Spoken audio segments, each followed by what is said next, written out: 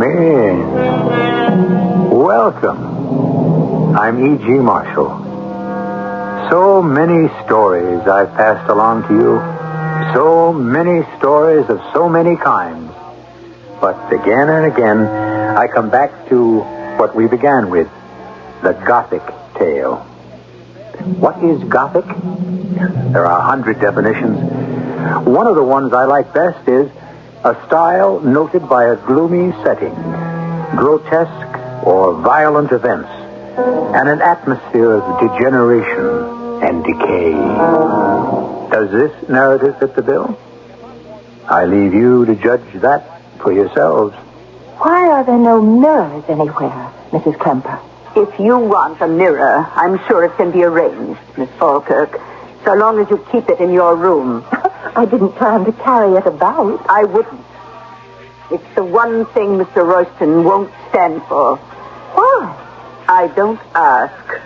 And if you're wise, neither will you.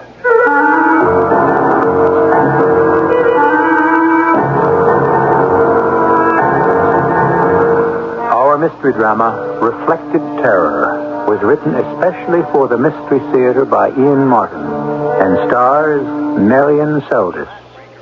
It is sponsored in part by Buick Motor Division and Contact, the 12-hour cold capsule. I'll be back shortly with Act One. Emmanuel L. Wolf presents Harold Robbins, The Betsy, starring Laurence Olivier, Robert Duvall, Catherine Ross, Tommy Lee Jones, Jane Alexander, Leslie Ann Down, Joseph Wiseman, Edward Herman, Paul Rudd, and Kathleen Beller. Harold Robbins, The Betsy, from Allied Artists, rated R, under 17, not admitted without parent. The Betsy, now playing at motion picture theaters everywhere. Sometimes Fred really gets to me. He watches football till his eyes fall out. He last went bowling with me in 1883. But I'll say one thing for him. He comes through when it counts. Like, well, Valentine's Day is coming up. February 14th, remember? He will. Fred always remembers to bring me a beautiful Whitman sampler. Or one of those big Valentine hearts filled with Whitman's chocolate. He usually eats most of them himself, but he's my Valentine. And I'm his. I'm E.G. Marshall, host of the Mystery Theater. One of my favorite authors, Ernest Hemingway, defined guts as grace under pressure. However, if you have high blood pressure, even Hemingway would have agreed that there's absolutely no way in this world or the next that you can simply tough it out. You see, controlling your blood pressure is not just a question of staying calm or getting your emotions under control. High blood pressure is a physical problem. The pressure of your blood inside your arteries is too high. You need to treat it every day, often with medication, to get it down and keep it down. So if you have high blood pressure, please remember to treat it every day. Whether you're performing under great pressure, or basking in the Bahamas, reading Hemingway, or listening with trepidation to the Mystery Theater. A message from the National High Blood Pressure Education Program.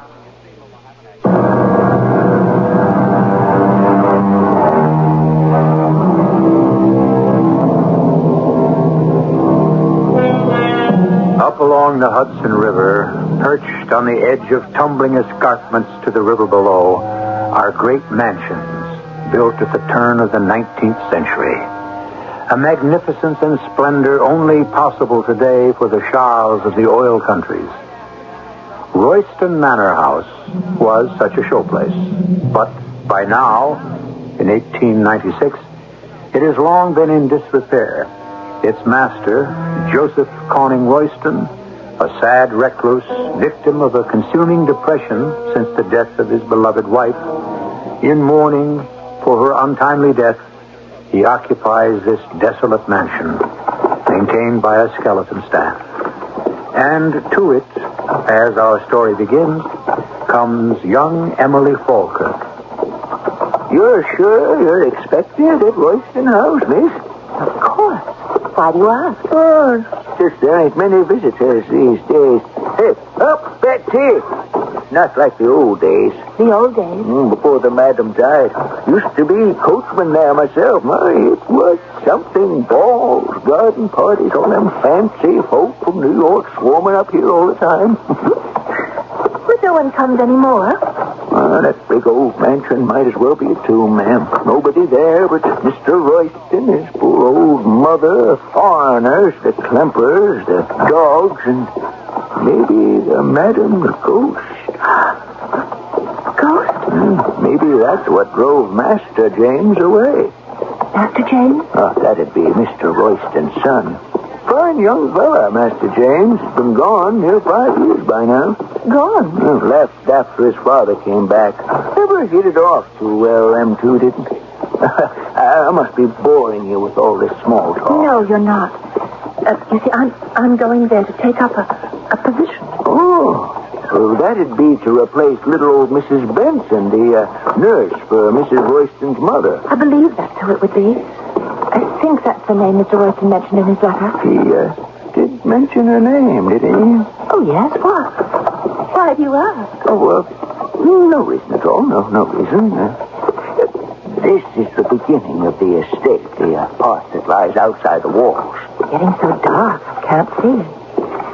Is that the house? Way up on the hill? That'd be the gatehouse, ma'am. Nobody lives up there anymore except those damn dogs. What dogs? Oh, guard dogs, they are. Fierce as wild animals. What's to guard, I don't know.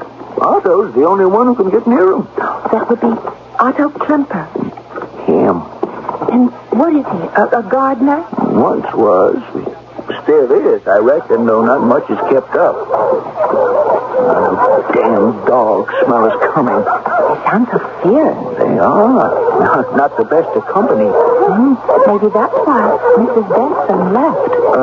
She didn't leave, miss. She died. How? She tumbled off the cliff up there down to the river. And was drowned. And she wasn't that lucky. Much a rock down there. What a terrible accident. If it was. What do you mean? I saw her face when we brought her to the coroner's, and she looked like she was running from something. A devil, maybe. Those hounds out of hell.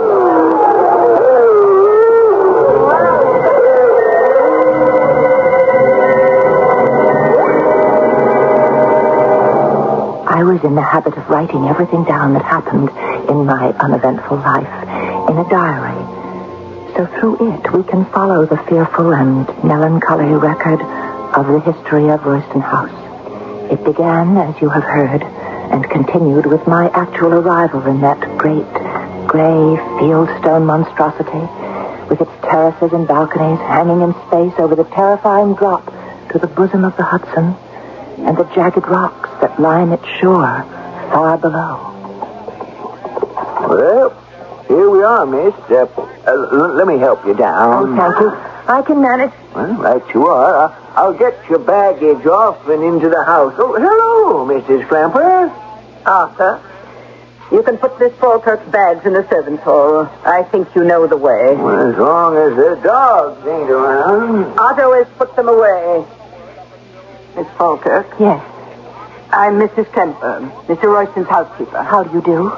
And Mr. Royston has asked me to excuse him for not meeting you directly or sending someone, but he has given me orders that he would like to meet you as soon as you arrived. Shall we go in the house? Oh, I should like to go to my room for a moment and freshen up. Are my bags... There is no need to primp. You look perfectly serviceable. And your bags will be taken care of. But I'm a mess after the train ride and the carriage. Please, step in. Well, yes, but just let me straighten my hat or fix my hair a little. We don't stand on much ceremony at Royston House, Miss Falkirk. Please, Mrs. Trember, just let me glance in a hall mirror. Where... There isn't one. You'll find few mirrors here. Why? Mr. Royston doesn't like them. That would be good reason enough for you, Miss Falkirk. Who is it? Mrs. Klemper, sir. Miss Falkirk has arrived. Oh, come in by all means. Miss Falkirk? Yes? I hope you'll forgive me not meeting you at the train. Some affairs delayed me. Oh, I found my way all right. So I see. You may leave us now, Mrs. Kemper. Don't you want me to take her to meet your mother and get settled in? Now, that can wait for a moment. I'll take her to meet my mother myself. Very well, sir. You know this. Sit down, Miss Falker, please. Thank you. May I offer you a glass of sherry? No, thank you. I don't drink. It's very wise of you. I told you in my letters I was not looking for any fly-by-night flibbity-gibbet of a girl afraid of being isolated. I don't think I'm a flibbity-gibbet, and as for being afraid of being isolated, I agreed to come here for a year's trial. If it gets too lonely, I won't complain. I'll stick by my bargain. Splendid. I applaud you, my dear. It's not going to be easy. You didn't give me the impression that your mother was so difficult. Mother? Why should I? I'm sure you'll find her quite tractable. And considering her age, not a hard invalid to manage at all. As a matter of fact, why don't we go and meet her right now? Oh, I'd like that. All right, then, come along. She's just over in the next wing. Now,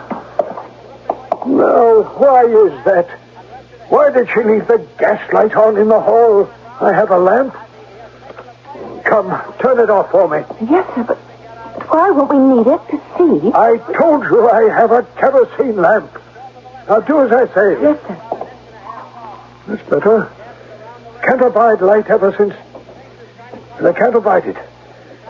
Here, we go down this corridor. Do you have bad eyes, sir? What? You said you couldn't abide light. Oh, did I? Well, I'm sure I have my reasons, which I don't intend to give you. I'm sorry, I didn't mean to pry, sir. Well, don't. Ever. In this house. Ignorance is bliss. This is Mother's door here.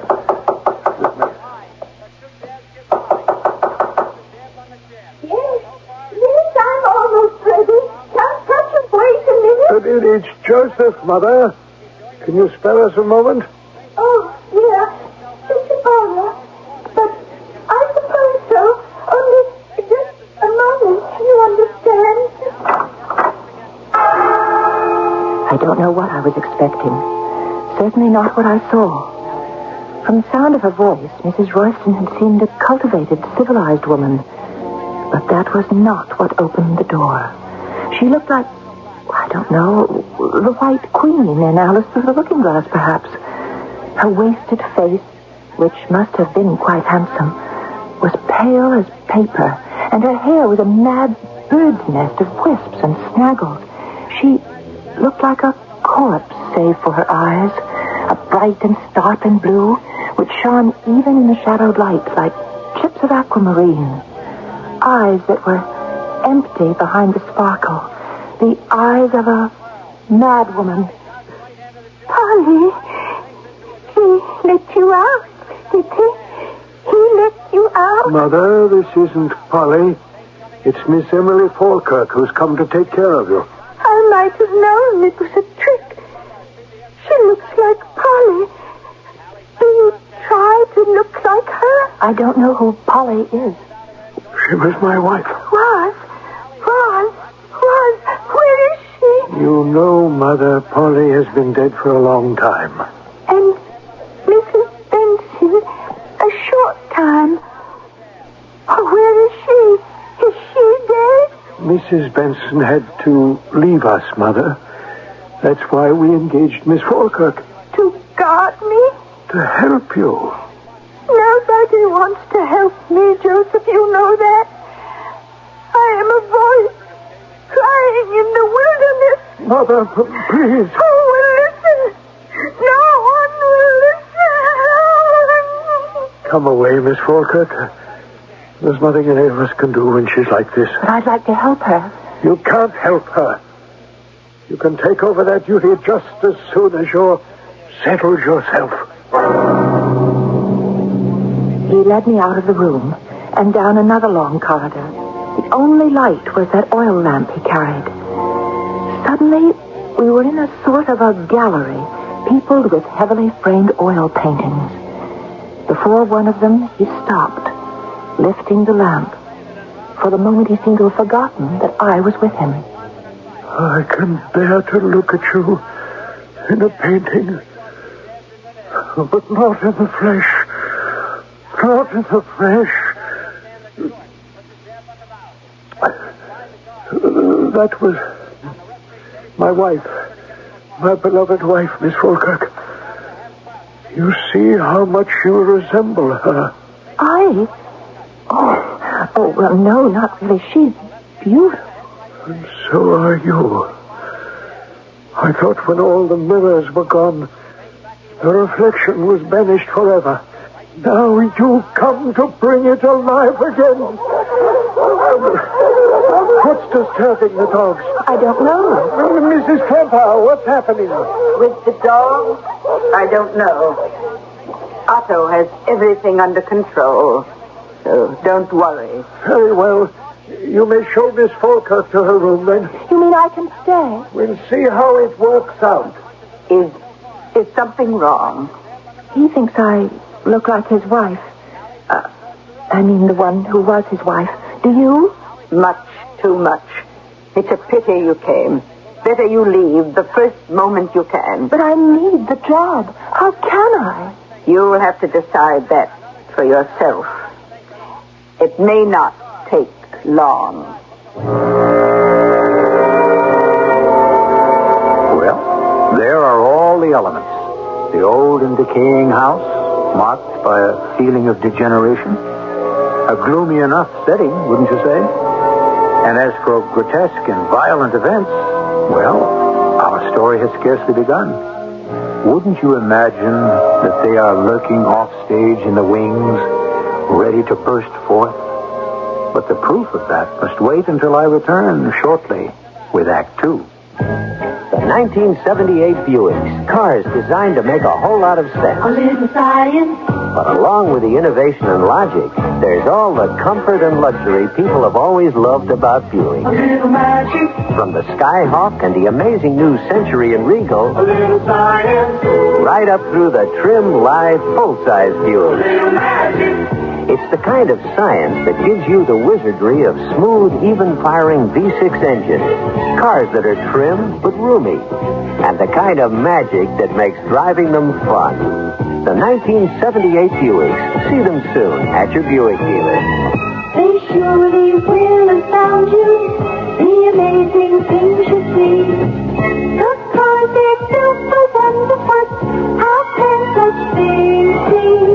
Buick automobiles are equipped with GM-built engines produced by various divisions. See your dealer for details. Little science. If you're a parent, no one ever walked up to you and said, "Congratulations, you now own a baby." But someone did once walk up to you and say, "Congratulations, you're a father," or "Congratulations, you're a mother," and that's all there was to it. Suddenly, you were a parent, probably with no training and possibly even with no thought as to whether or not you wanted to be a parent. Well, it's not too late to think about it now. Do you love your children? Do you take time to show them the courtesy and respect that you'd show any other human being? It shouldn't hurt to be a child. Think about the relationship between yourself and that unique person you call your child. And the next time your child asks you a question, put down the newspaper and answer that question as if your best friend were asking it. Because right now, you could be the best friend your child has. A public service message of this station, the Advertising Council, and the National Committee for Prevention of Child Abuse.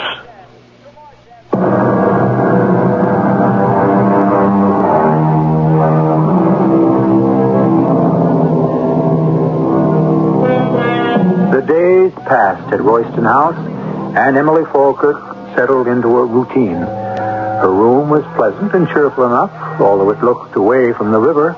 Her days were spent with the now silent Mrs. Royston, bathing her, dressing her, reading to her, taking her to sun on the balcony over the Hudson. She shared her meals with her, served by an incommunicative Mrs. Klemper. Mr. Royston kept to himself, and Mr. Klemper seemed forever to be out of doors, roaming the property with his snarling dog. Royston! Eagles! Well, what are you doing out here, Fraulein, when the dogs are loose? Oh, I just couldn't stand being cooped up any longer. I wanted a breath of air. Well, we're all cooped up here, no? Perhaps we can be better acquainted. Oh, I'd like to be with someone. It's very lonely here. Well, then come. I will walk you to the gazebo. There's a splendid view of the river. It's hidden away from the house. A moment. Tristan, it's on. Achtung! Sie müssen hier bleiben. They will stay. We can be quite alone. Come. Why do you have them? Terrible dogs. Sound not terrible. They're very gentle. If they know you. Oh, I can't believe that. But I'll show you. Tristan, it's on. Come see here. Give me your hand. Oh, I'm not sure They must have your scent. But don't be afraid. So. Right. Ein Freund. Nichts vergessen. No, ja, bleibst. Will you go? Yes. Oh, they still make me very nervous. No need. They will never touch you again unless I say so, or anyone else with you. I would not have them harm you in any case. Thank you. I appreciate that. You will have a chance to show that in a moment. What do you mean? Once we are alone. Mr. Klemper. Oh, no. You don't think that I... Let me go. Your wife... What she does not know will not hurt her. No, you can't do that to her, not to your wife. That cold iceberg. When I saw you arrive, I knew you were what I needed. Oh, what was that? That dog. There must be a stranger on the property. They would have stayed when I ordered. What is everyone so afraid of here at Royston House? If you mind your own business, you will never have to know. And you and I will complete ours at a more favorable time. I seem to have flushed the game. I'll go and find out. As I scurried back to the house, I wondered who the intruder on the grounds might be. But I didn't meet anyone in the house.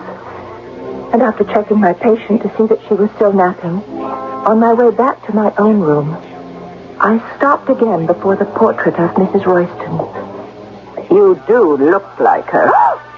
Oh, Mrs. Klemper, I didn't know you were there. More than one doesn't know how careful I come and go. Oh, you startled me. You say I look like her. Well, is that a good likeness? Fair. It favored her quite a bit. She looks so young. She was a good deal older when she died. How did she die? She was in Africa with the master on a trip around the world. And she caught dengue fever, I think they call it. Oh, how awful. When was this? 5 years ago. He was terribly in love with her, wasn't he? Oh, his whole life was wrapped up in her. More's the pity. He was blind to anything else. But we haven't time for chatter. Why aren't you with your patient? Mrs. Royston is having her nap. You should be with her. Why? What are you afraid that she might do? I didn't say I was afraid she would do anything. But you are, somehow. Everyone is afraid in this house. Everyone is a sort of prisoner, aren't they? Why? I don't know what you're talking about. I think you do. The dogs, the walls, the secrecy. And why are there no mirrors anywhere? I want one. I want one in my room so I can arrange my hair and make my toilette. If you want a mirror, I'm sure it can be arranged. So long as you keep it in your room.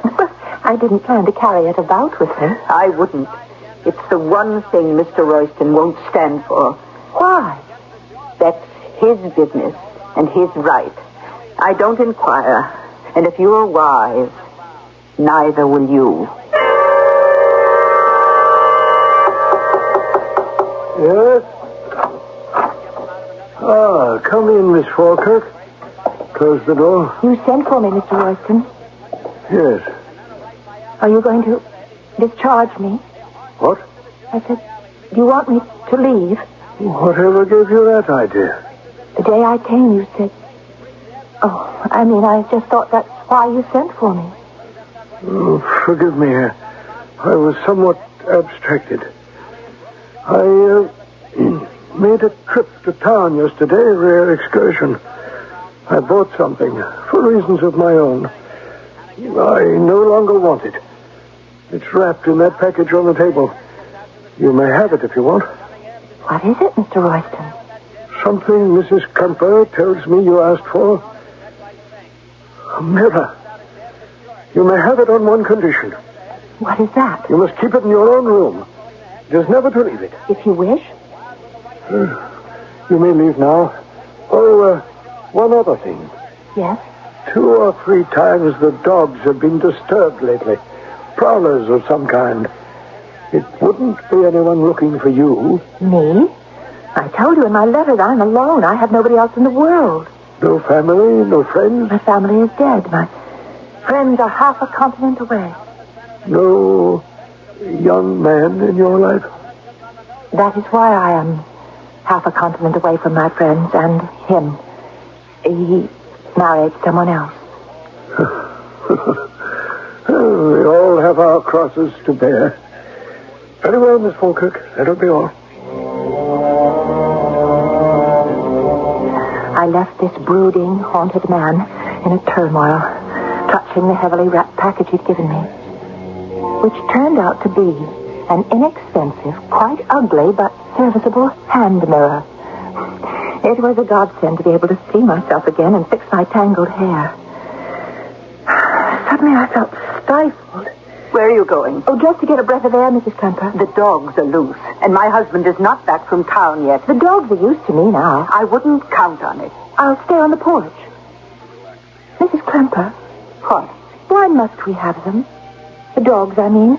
What is it that Mr. Royston's so afraid of? Who said he was afraid of anything? But he must be afraid of something or someone. Why does he hide behind a wall and close gates and have those vicious dogs? The dogs are not vicious, except to strangers. They are my husband's children. And you ask too many questions. Go out if you must, but don't be late to dinner. I walked out to the porch, but it was a heavy night with little air stirring, and suddenly the oppressive heaviness of the house was smothering me, making it hard to breathe. I fled out into the quiet, dark night. I had a wild desire to scream, but my throat was so choked it was all I could do to breathe. I could feel a reasonless panic welling up inside me. And then all of a sudden it was reasonless no more. The dogs started to bark frantically, and I could hear someone running. But before I could get out of his way, I'm sorry, the dogs. What are you doing here? Who are you? Not much time for socializing. I'm James Royston. Who are you? Emily Falkirk. Are you Mr. Royston's son? Yeah, on and off, when he wants to recognize me. What am I going to do about those damn dogs? They don't know you? We've never met formally. You better get behind me. Can you control them? We'll soon find out. Come, Isolde. Oh, Constant. I never figured you for an animal trainer. I'm not. What do I do now? Get them to buzz off. I don't know how to do that. Can't you tell them? But they only understand German. Oh, look, if you let them smell your hand, maybe I could tell them that you're a friend. Not on a bet. I get the notion they don't like me any better than I like them. I could tell them to stay. Yeah, well, we took off. Solid idea. Why don't you? It's in German. Oh, I don't remember the word. Well, I can help. See, bleiben is the infinitive for a command. Let's see. How about bleib? That's what he said. Achtung! Bleibt hier! Stehen Sie! Bleibt hier! Oh, lady, you are a lifesaver. Well, if you want to save yours, you better get out. After finally getting in again, not on a bet. There must be some easier way of getting to see your father. Oh, who wants to see him? Last person I want to see. Then who do you want to see? My mother. But she's dead. And buried? Buried, yes, perhaps. But not dead. Not decently dead.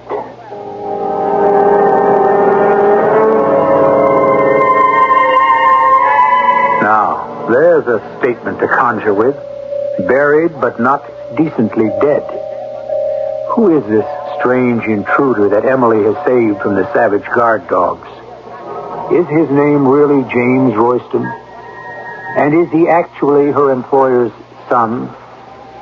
I shall return shortly with Act 3. How many tools you own is not as important as how many jobs those tools can do. Hi, Pat Summerall to suggest 2 versatile power tools from True Value hardware stores.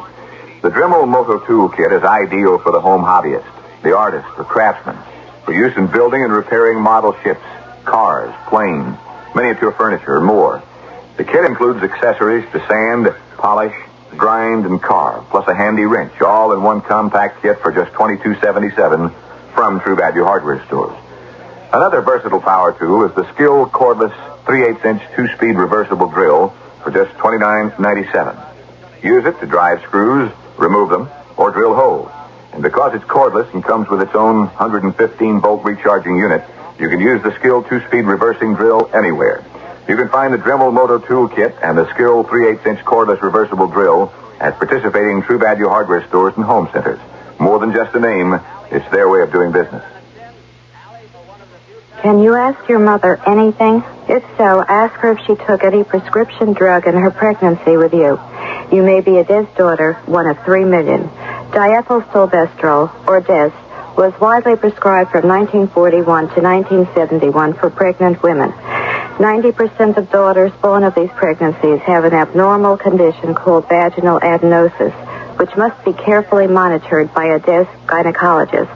Also, 1 in 1,000 may develop a rare vaginal cancer, which must be discovered in time. To find out if you are one of the great majority who are unaware of being a Des daughter, ask your mother if she took anything during pregnancy.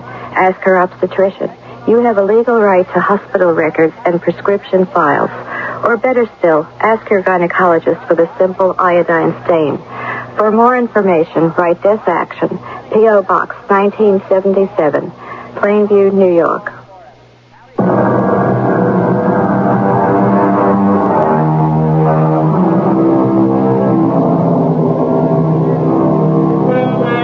In the gathering dusk, Emily Falkirk has the strange feeling that time has been brought to a standstill while she searches the face of this handsome, red-haired young man who has dropped so unexpectedly into her life.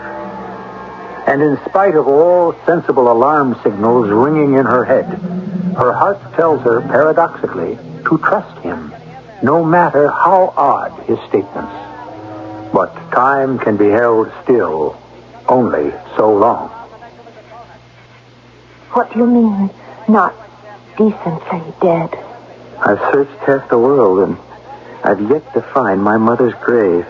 Mr. Royston, if that's who you are, I don't think I'm the one you need to talk to. This is something between your father and yourself. Wrong. He's doing everything he can to keep me out. Why? Because of what I might find out. You want to hear about it? No. Even if I did, the dogs. We simply can't expect them to stay quiet like this indefinitely.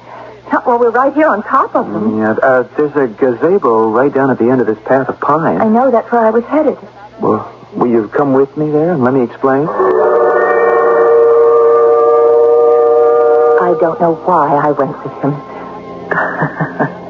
I write that now after the fact, as if I didn't know then just as well. I went with him because ridiculous, impossible, childish as it may seem, from the first moment I looked into James' wide-spaced eyes, from the second he first smiled, his crooked grin, from the minute marked off by the time that I first felt him near me, I was in love. He was my man, and I was his woman. And most of all, I sensed he needed love and me so desperately. Now in the gazebo, I was finding out why. What do you mean? He's not really your father. Well, you have to understand about my mother. He met her in France nearly 30 years ago. He wanted to marry her, but his parents wouldn't hear of it. My grandfather threatened to cut him out of his will. But then the old man died, and my father went back to France, lived there for 3 years, married mother, and after I was born, brought her home. They were very much in love. She was so beautiful. And looked so much like you. I'm glad you think so. Your father does, too. My father. He isn't, you know. Isn't your father? No. You see, that was the whole trouble between us. Only I never knew it until my 21st birthday, or just before it. But who was your father? Somebody in France. Someone my mother had turned to when the man I always thought was my father walked out on her that first time. But if she was married already, how... She wasn't married. She had me, and the guy had abandoned her. And that's why she became Mrs. Royston and came back with him to America for my sake. But I thought you said they were in love. He was. I always thought my mother was. Till?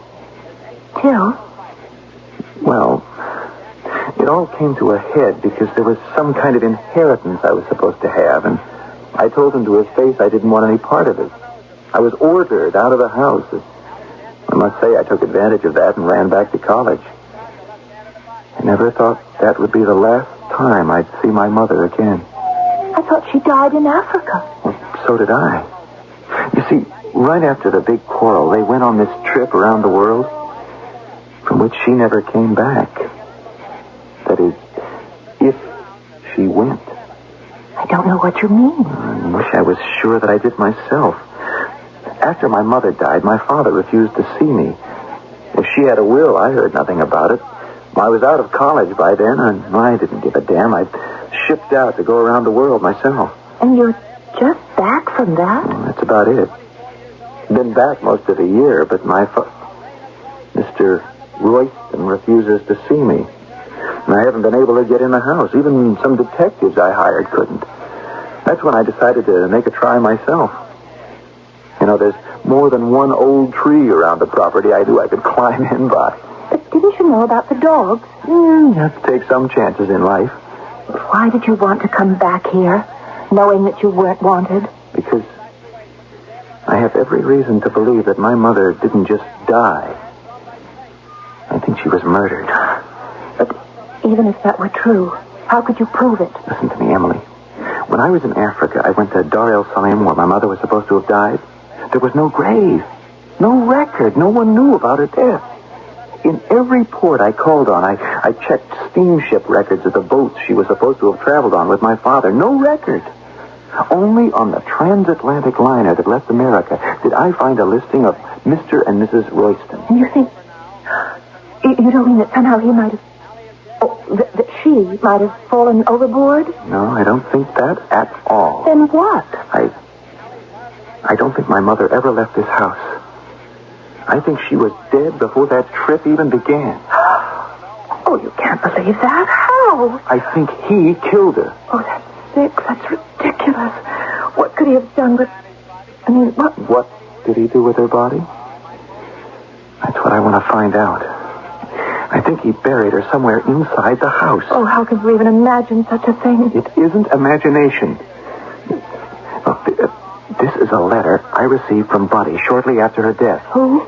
Oh, excuse me, Mrs. Benson. Mrs. Benson, the lady who had my job before me. Yeah, and she had another one before that. She was my nurse and later housekeeper for many years till my mother died.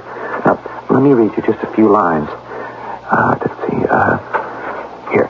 So many dark, secret things since the bright years when you were growing up, Jimbo. And now this awful justification of all my buried suspicions since my dear Polly died. You see, my mother's name was Paulette. By sheer accident, I was able to get into her old rooms. And how they've changed. Why? My dearest boy, I shudder to say this, but I am afraid, deathly afraid, that it is because she never left them. You must come home and see for yourself. I cannot, dare not say any more till then. By the time I received this letter, Bunty was dead.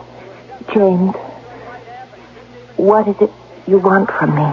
I want you to help me get into that house so I can see for myself. But if that's the part of the house that's locked up... Look, I have a key. My mother gave it to me. Oh, I don't know. I have no right to. And besides, the dog... Now is the perfect time while the dogs are quiet. But how do I know I can trust you? I mean, a stranger. You don't. Except I don't believe you and I feel strangers to each other. Not anymore. No. But if we are to move, it must be... Oh, it's too late. Why? That must be Mr. Klemper coming back. The dogs are welcoming him. Well, if all I suspect is true, he'd be the last person to welcome me. Well, if I can't get inside, there's only one other chance. But will you take this key, Emily? To get into your mother's apartment? Yes.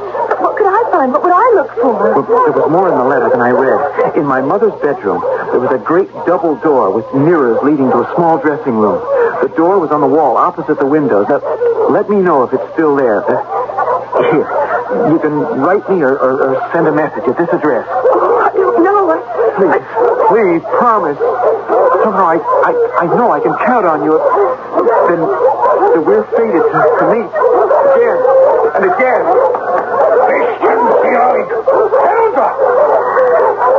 Oh, it's you. What are you doing out of the house? I just wanted to get a little breath of air before dinner. It is forbidden to wander the grounds without permission. So, this time we forget it. You are alone? Of course. Who else would be here? For your sake, better no one. Come, it's time for dinner. It is midnight now, and the house is quiet. It is not far to the end of the hall, and the door long closed to Mrs. Royston's rooms. But it is not so much of a surprise to find the key turns easily, and the door opens without effort. Inside, the dust lies everywhere, except for a worn path through it to the wall opposite the windows. I hold my lantern high, but I see no mirrored wall opposite the door, only a heavy tapestry hanging from the molding. I put my lamp down. I try to draw it open. Nervously, I jerk at it, and something rips, and the whole tapestry comes tumbling to the floor, stirring up a cloud of dust which chokes me. But my cough is arrested in terror as I see staring at me from inside the wall a misty figure all in decaying white, the skin drawn over the skeleton so tight and paper-thin that the bones seem to shine through, a ghastly grimace of agony on her face, a face that the lantern in her hand shows in the glimmering light as a horrible travesty of mine. Now you see her too, Miss Falkirk. We're both doomed. He's standing behind me in the room, a lamp in his hand, the reverse image of the horror in the wall. And I turn back to see, oh God, forgive me, that the wall is a mirror, and what I am looking at has to be a reflection. The lamp, the room, all the finite things are in that dusty, shadowed reflection, the same. Only the figure that holds the lamp is different. Mr. Royston, instead of his long-dead wife. So now you know my secret. What secret? Why I cannot abide a mirror. Because it shows me no reflection of myself. Only my wife. Why? How? I murdered her, you see, and buried her in that wall. Because she could have ruined me financially. How? It's where all the money came from when I married her. From the man who could not give her child a name. But you don't know about that. Yes, I do. It doesn't matter. Nothing matters except the secret must be kept. We must all die to do that. It's the only way. But how did you keep it? Why was everyone convinced you'd gone on a trip around the world? It wasn't too difficult at that time. The Klempers could be bought off. My mother I used shamelessly. She pretended to be my wife when we left on the trip. It was winter. She was disguised in heavy furs. It was easy enough for her to go as far as the boat and then slip away. I didn't realize the weight of guilt I would thrust on her to make her mad enough to need you as a companion. And what happens now? You are just as curious as Mrs. Benson was. Only it took you a shorter amount of time. I couldn't leave her alive to tell. How can I, you? It's no use screaming. The wind carries your voice across the river. Not much further. We're almost to the edge. I won't go there. I won't let you throw me over. You go if I have to drag you there. There is no help. Come on. You've delayed enough. The dog. It's all the husband here. Help me. Get back. Get back. Back here. Back here. It's over. Go get him, Tristan. Go get him. Go left. I'm shot. Call him off, Clipper. Call him off. Tristan. He's ours. Achtung. Come in here. Seriously. All right, Emily. All right. You're safe. Oh, how did you get here? After meeting you didn't think I was ever going to leave, did you? I hid out in the pool by the fountain where the dogs couldn't scent me. Then I waited till I could waylay Clemper. All I meant to do was to make them lock up the dogs, but while we were taking them up to the gatehouse, we saw you and Royston come up on the cliff. Oh. I made him set the dogs on him. But what happened to him? Did the dogs... No, in trying to shoot them, he shot himself. How? The dogs are trained to take a weapon away. One of them had him by the wrist, and accidentally, Is he dead? I hope so. Oh, James, how could you? Well, because if he isn't, for what he tried to do to you, I might have killed him with my bare hands. He was dead. And there is only one footnote to the story. The idea of a man who could never see his own reflection, only that of the woman he murdered, haunted me. When Mr. Royston was laid out, I took the mirror from my room, and I sneaked into the one where he lay. And holding the mirror before him, the only reflection in it was his waxen face in the sleep of death. And I hoped, beyond the curtain, that his wife's restless soul has found its own peace at last.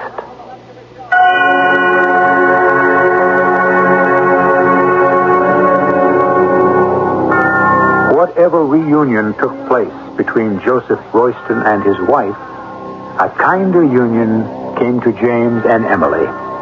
Within a year, they were married and lived happily ever after. So, what better words to wind up this tale than those of Sir Philip Sidney about sleep, the poor man's wealth, the prisoner's release, the indifferent judge between the high and the low. I'll be back shortly. Take your contact, take it now. Give your code to contact. You've got a nighttime cold. Congestion is keeping you awake. You didn't take contact, did you? We're so famous for all-day relief, you didn't think of us for nighttime. Wrong. Our 12-hour contact capsule decongests all night long so you can get the rest and sleep you need. And sleep's a great healer. Give your code to contact. Take only as directed. Feel younger as you grow older. Join the active people over 60 today. Feel younger as you grow older. Regular physical and social activity will keep you active and healthy. Join the active people over 60. For details on this free program, contact your local office on aging or National Association for Human Development, Box 100, Washington, D.C. 20044. I'm Mandel Kramer. It's been my pleasure over the past 4 years to play many different roles on Radio Mystery Theater. And I'm looking forward to my part in an exciting play, Revenge is Sweet, on Tuesday, February 14th. This St. Valentine's Day production is pretty special, as a matter of fact. It's the 1500th broadcast of Radio Mystery Theater. And I know I speak for all my fellow actors when I say that working on this show has been a labor of love. Appropriate for St. Valentine's Day, right? We often wonder about our listening audience. You, where you live, how you like our Mystery Theater dramas. How about dropping us a line and telling us? You hear from us 7 times a week. Now let us hear from you, because we're interested in our favorite people, our audience. Please write Radio Mystery Theater, Box 300, Radio City Station, New York City, 10019. Box 300, Radio City Station, New York, 10019.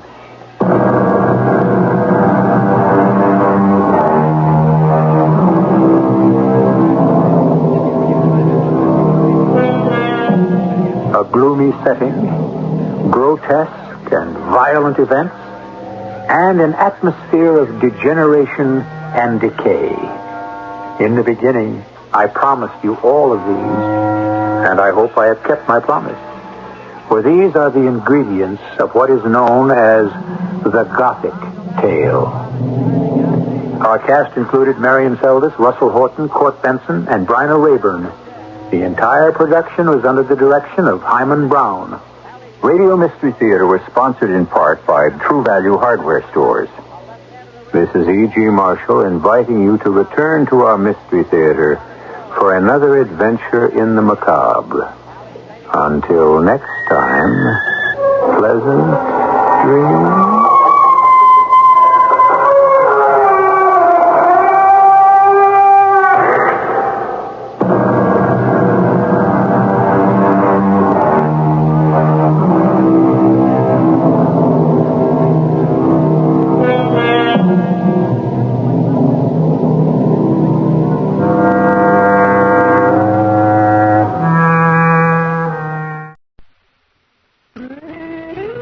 The feeling there's something special about this house the first time you see it. It's white, 2-storied, made of wood, and stands on a lonely prairie overlooking the quiet waters of the lake. Meadowlarks warble near the neat white picket fence. From the home's frontier look, you sense someone pretty important must have lived here. For it's quite a ranch. The man who was born here nearly a century ago became Oklahoma's most famous personality. He was perhaps better known to most Americans than were many presidents who also enjoyed his wit. Look closely at the portraits on the walls, and you'll realize you're visiting the birthplace of the famed cowboy actor Will Rogers, just one of the many exciting places that let you know...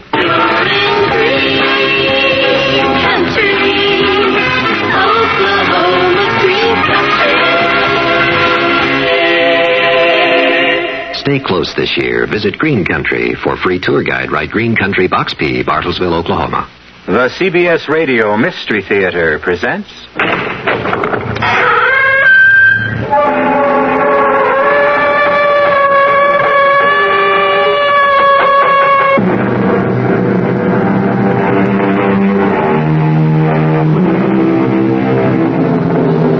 Come in. Welcome. I'm E.G. Marshall.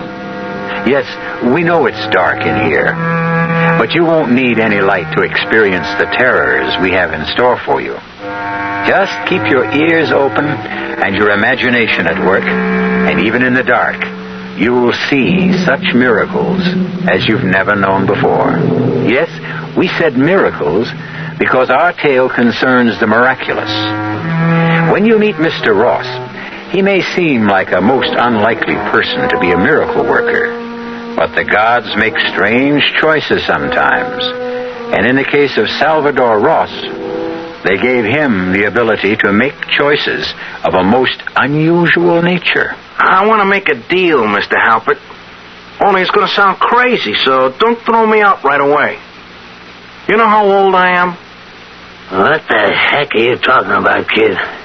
I'm 26. How old are you? Now listen, are you crazy or something? Okay. I'm 79. If the price is right, I'll trade you my 26 for what you are. I can do it, Mr. Halpert. Just say the word.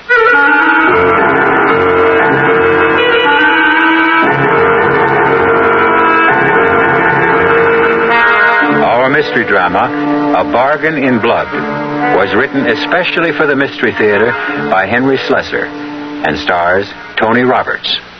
It is sponsored in part by the Kellogg Company, makers of Kellogg's Special K cereal, and New sugar-free diet 7-Up.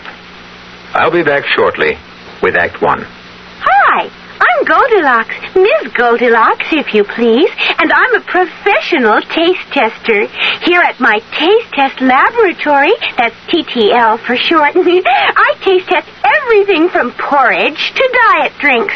Actually, there's not that much taste testing in porridge these days. There used to be. Once upon a time. I mean, that's how this Ms. got into the biz. But lately it's been diet drinks. I mean, with so many diet drinks going sugar-free, I've been really busy conducting taste tests. A rather unbearable assignment, to be sure. But then I discovered sugar-free diet 7-Up. Fresh, natural, delicious. My only problem is that sugar-free diet 7-Up tastes so good that it broke my Goldilocks diet drink taste-o-meter. Well, sugar-free diet 7-Up certainly has my seal of approval. This one's just right.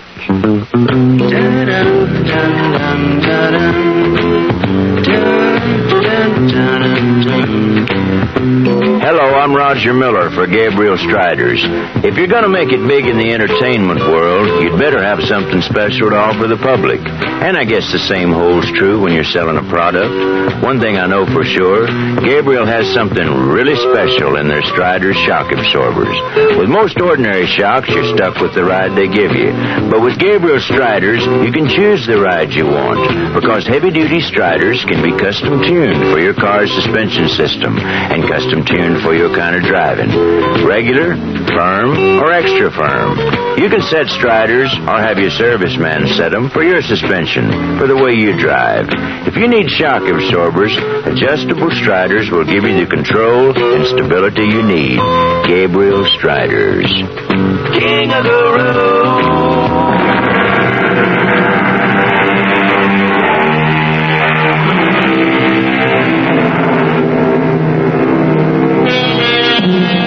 We promised you a story about miracles. This one begins with one of the oldest miracles in nature, the miracle of love. In a not-so-quiet booth at the Neptune Seafood Restaurant, we see a young couple. The boy is Salvador Ross. The girl is named Ruthie Maitland. And Sal is looking into her lovely brown eyes, searching for an answer to the most important question he has ever asked anyone. Please, Sal, let's not talk about it here. This is no place to talk about it. Why not? I mean, what's the difference where we talk? You always say the same thing anyway. Well, I'm just not sure how I feel. That's all it is. You mean you are sure? You still think I'm a no-good bum who won't amount to anything? I never said anything like that. Yeah, but your old man has said it to you, hasn't he? Oh, please. Let's leave him out of it.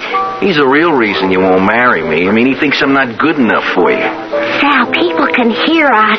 Look, Ruthie, maybe he's right. You know, maybe I'm not good enough for you. At least that's the way he sees things. I don't have your education. I never read all the books you read.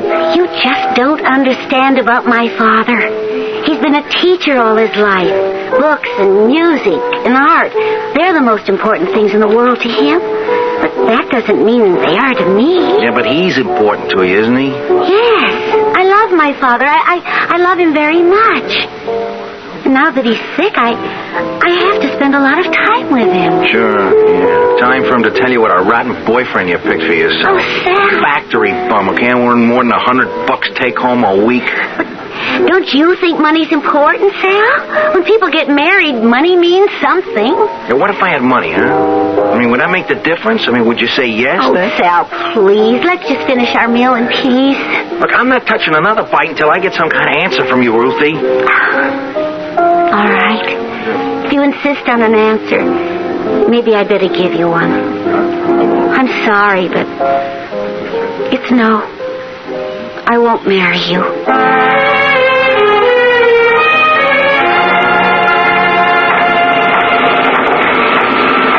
Hey, you, Ross. What are you doing up here on the catwalk? Me? Nothing. Since when do we pay you for doing that? I'm just digesting my sandwich, for Pete's sake. Can't a guy take 5 minutes after lunch to digest his food? Lunch hour was over a long time ago. Get back to the machine. All right. Stop shoving me, you ape. Who are you calling an ape? I'm your boss, remember? If you don't want to get that nose of yours busted twice, you better start down them steps before I count 3. Listen, pal, a better man than you busted my nose the first time around. Yeah, I heard about your big prize fighting career, Ross. What was it, 1 fight? Paperweight division? Go on, move. Get your hands off me. Hey, look out! I'm falling.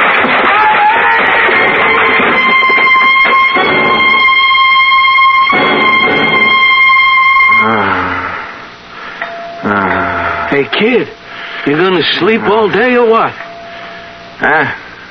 What'd you say? Ever since you came into the hospital, all you do is sleep. You could talk to your roommate once in a while. I got nothing to talk about.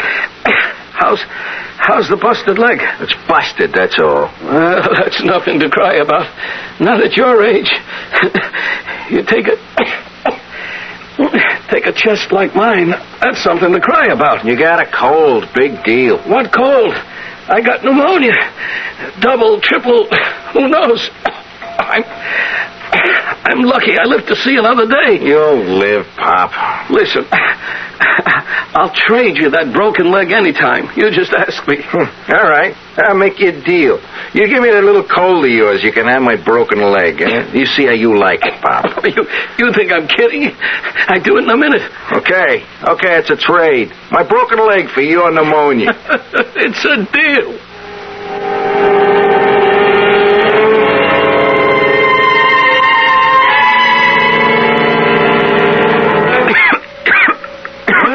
Hey, what's the matter with you this morning, huh? I don't know. I guess I caught you cold or something. What are you talking about? I never came near you. Well, I got it just the same. Hey, Doc, come in here a minute, huh? Calling me Mr. Levin. Yeah. Come in and have a look at my buddy here. He says he's got my pneumonia. Well, I doubt that very much. I got something all right. Besides, I ain't infectious now, right, Doc? You said I was getting better. You know, come to think of it, I feel better. Good for you. No kidding. I feel fine. Like I can get up from this bed. You know... What's the matter, Mr. Levin? My leg. What's wrong? It hurts. Boy, I can't hardly move it. I think my leg's broken. That's impossible. Oh, it hurts. It hurts something awful. Help me. All right. I'll have a look at it. No! Careful! Don't move me! Don't! It's fractured, all right. You must have fallen out of bed last night. I didn't fall. You think I wouldn't remember falling out of bed? Sometimes the sedation plays tricks on the mind. Mr. Ross. Yeah, what? Do you know if Mr. Levin fell out of bed last night? His leg is broken.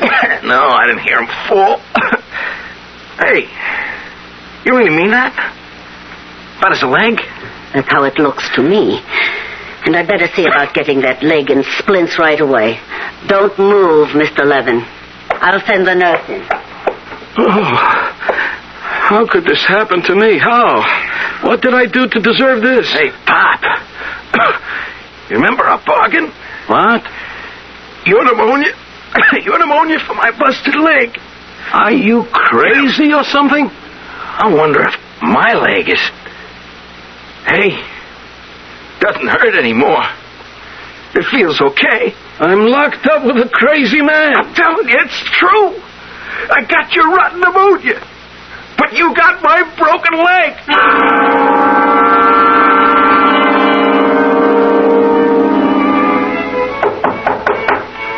Who's there? Salvador Ross, Mr. Maitland. What do you want? I came to see Ruthie. Ruthie isn't home. Could you tell me where she is? Wait a minute. Where have you been lately, Salvador? I haven't seen you around. Yeah. I guess you haven't minded that much, huh, Mr. Maitland? Ruthie told me you two had broken up. Yeah, I got pretty broken up myself. I fell on a job, busted my leg. I've been in the hospital past 3 weeks. Oh, sorry to hear that. Yeah, there were complications, like I got pneumonia.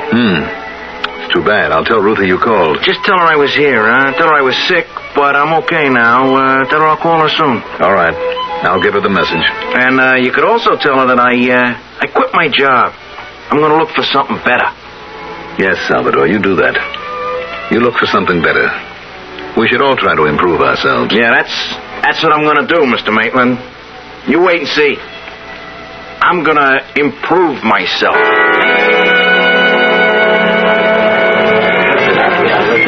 You sure you want another drink, Sal? I'm sure, Phil. Just put it right in front of me. Watch it disappear. Well, you don't usually have 3 of those. That's because usually I can't afford it. Oh, now you can, huh? That's right. Well, how come? I mean, if you quit your job, like you said. I got compensation from the plant, for getting hurt on the job. Oh, no kidding. So now you're rich, huh? Rich? I got about $10 left. All the rest went for expenses while I wasn't working. But at least I get something for my $10.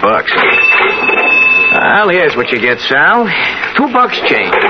Boy, I wish I had what's in that register, Phil. Listen, kid, be thankful for what you got. Yeah? Like what? Well, you got hair. That's more than I got. You want the hair? Take it. Yeah, listen, I wish I could, Sal. I really wish I could. I mean, when I was your age, I had me a head of hair could knock your eyes out. Would you really like my hair? You know what they say, grass don't grow on a busy street. But just the same, I sure wish I had some. Yeah, maybe you can. I mean, there are all kinds of ways, Oh, you mean like, a transplant? Yeah, in a way. I'll transplant my hair to your head. How's that, huh? Not for free, of course. Oh, okay, what's the joke? Oh, you know what happened to me in a hospital? I traded an old guy for his pneumonia. How's that? It's true. He got my broken leg. I got his pneumonia. What do you think of that? Give me all the money you got in the register. You can have all my hair. Sure, Sal, anything you say. Only not tonight, huh? I'm busy. Look, you won't have anything to lose. You don't even have to pay me until afterwards. Oh, I get it now. You get yourself a haircut and then hand me the stuff in a cigar box. No, that's not how it works. Phil, look, I'm not sure how it works, but let's wait and see, huh? Will you shake on it? Okay, Sal. Shake.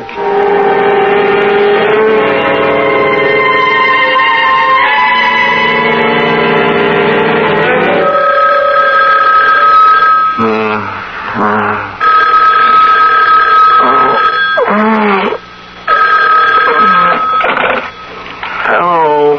Sal. Hey, Sal, is that you? Who is this? It's Phil. Phil from the Four-Leaf Clover. Sal, it's a miracle. I swear it's genuine miracle. What are you talking about? Look, Phil, I got a head that weighs about 2,000 pounds, thanks to you, Oh, listen, from now on, the drinks are on the house. You come in anytime, I'll set them up for you. Wait a minute. We made a deal last night, didn't we? Well, I thought you were kidding. How could I believe in something like that? I got hair, Sal. I got hair all over my head. I can comb it, brush it, cut it. I can run my fingers through it. That's what Evelyn's been doing all morning, my wife. She can't take her hands off me. Hair? You've got hair. It's just like yours, Sal. Exactly like yours. Black and bushy. Wait a minute. A mirror. I gotta see a mirror. It's true. Oh, my God. It's really happened. I'm bald. Hello, Sal? Hey, Sal, where are you? What did I do? I don't have my hair anymore. I'm as bald as a cue ball. Hey, Sal, when are you coming in for your money? I owe you about $110, Sal. Come in for your money.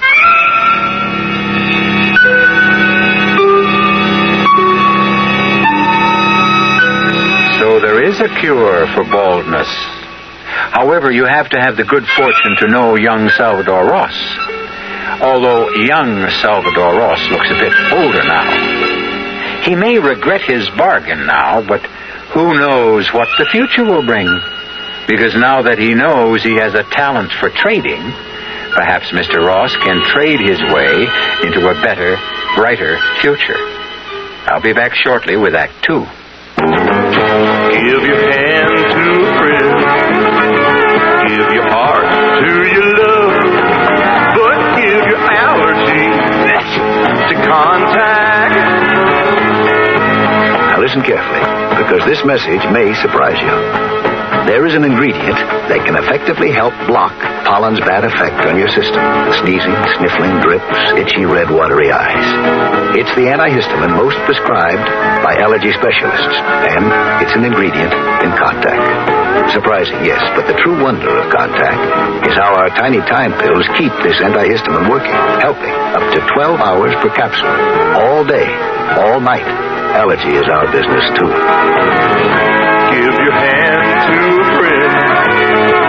Give your heart to your love. But give your allergy to Contact. Take Contact only when needed, only as directed.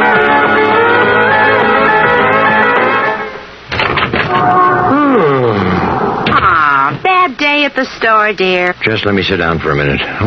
Same old story, huh? Rust-Oleum, all day long. They just kept coming in, wanting to buy Rust-Oleum. Big cans, little cans, spray cans, all the colors. Then there was I know, it's not fair. Don't they know it's Tuesday and I can't sell Rust-Oleum on Tuesday? Only on weekends, Rust-Oleum people say. Touch-up time, they say. I tell you, Maud. Now, easy, Bert. I know Rust-Oleum protects most everything that's metal. I know Rust-Oleum stops that rust. I know... Bert, you'll wake the children. Oh, I'm sorry, honey. What'd you do today? Well, I noticed the lawn furniture was getting rusty, so I touched it up a little and... Touched it up with what, Maud? Eat your dinner, dear. I fixed your favorite. Pot roast. When the weekends come, use Rust-Oleum. Rust-Oleum.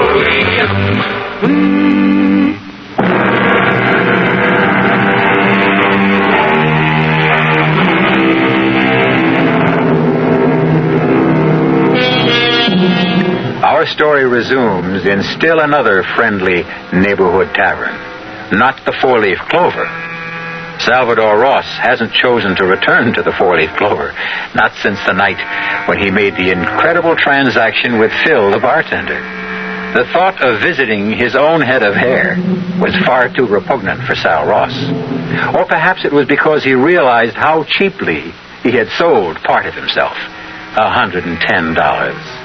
As he sits and broods into the bar mirror, looking at the gleaming reflection of his naked scalp, he cursed his own haste and plotted his next step. After all, it takes time and experience to become an experienced trader. Hey, buddy. Spare a guy $50. I'll beat it, will you? Just for a bowl of soup, you know? A bowl of soup, huh? I don't know this joint served any soup. Well, I wasn't going to have it here. It was going down the street. Come on, don't be cheap, huh? Beat it, I said. All right. You don't have to get nasty with it. Hey. Wait a minute. What? Come back here a minute. I want to talk to you. Yeah, what about? That's a pretty good head of hair you got there, Pop. What? I said it's a nice head of hair you got there for a man your age. What are you, some kind of pansy or something? Hey, listen. How'd you like to have a drink, huh? You kidding me? Hey, bartender. Give me 2 more of these, huh? I'm drinking scotch, Pop. Is that all right with you? Sure, anything. I'm not particular. I didn't think you would be. Yeah. That's a real nice thick head of hair, Pop. It's kind of gray, but I guess you could dye it, couldn't you? Listen, anything you say, friend. You see a bald head of mine? Yeah. What about that? You wouldn't believe it, Pop, but I had a full head of hair myself not more than 2 weeks ago. What? Oh, here's your drink, Pop. Knock it down, huh? Oh, yeah. Boy, that tastes good. Yeah, only it disappeared awful fast, did it? I guess you'd like another one, huh? Well, if it's okay with you. I tell you what, Pop. How'd you like to have half a dozen bottles of that stuff, all your own? What? You heard me. How'd you like to have half a dozen bottles for yourself? I mean, you can have yourself a blast. That ought to last you a whole week, maybe. Where would I get half a dozen bottles? From where? Maybe I'll make you a present of them. Why would you do that? Well, let's say maybe I'll make you a trade. Look, mister, I don't know what you're talking about. I'll make a deal with you. Your hair for my whiskey. You know, I think you're nuts. Who ever heard of a deal like that? You just heard of it, Pop. And I assure you my good faith will take you out right down and buy you those bottles. All you gotta say is yes.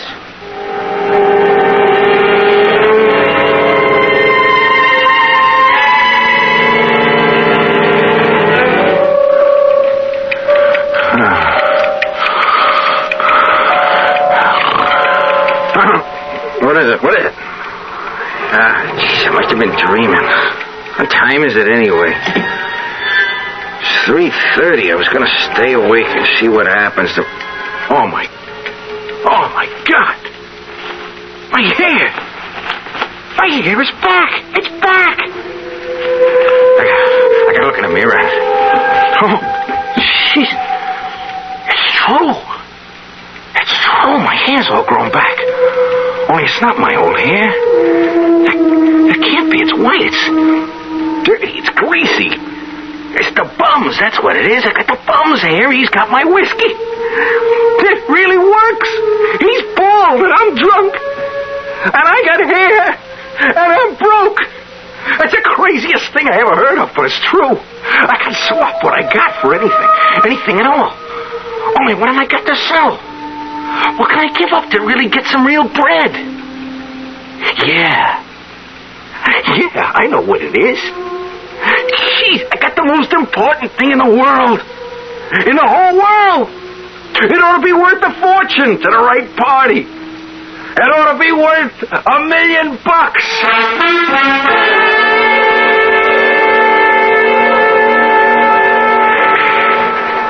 Yeah, that's right, Sal. I'm still looking for the old guy. Come on, you want a game or don't you? Not yet, Joey, not yet. Tell me more about the job. Nothing much to tell. I drive Mr. Halpert's car. Sometimes I clean his apartment. Sometimes I tend bar for him when he gives parties. Only, lately he ain't been giving too many parties. He's getting too old for that kind of stuff. How old is he, Joey? I don't know. He don't tell me stuff like that. But he's old. I gotta help him in and out of the limousine all the time. He's rich, ain't he? Sure he's rich. He's plenty rich. Joey, look, would you introduce me to your boss? I want to meet Mr. Halpert. Could you arrange that? What for? He ain't hiring nobody else. Hey, what are you after, my job? Forget it. Come on, let's shoot some pool. You don't really want to play pool with me, Joey. You know I'm 10 times better than you are. I'd cream you. Yeah, I know you're the shark of all time. But come on and play just the same. I want to meet Mr. Halpert, Joey.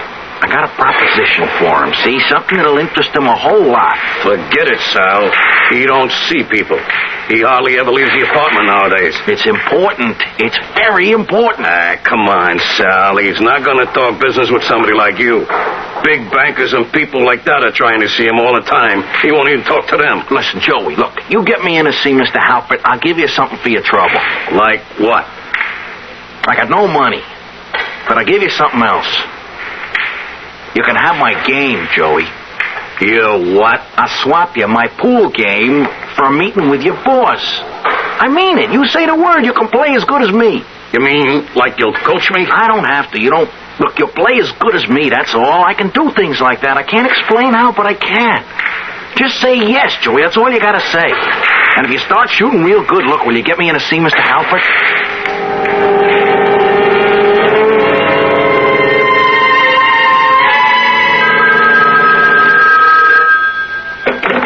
Hello? Sal? Hey, Sal, you'll never believe this. You, Joey? I'm still down at the pool parlor. Sal, will you listen to what happened? I just took on Marty Shapiro, and I beat him.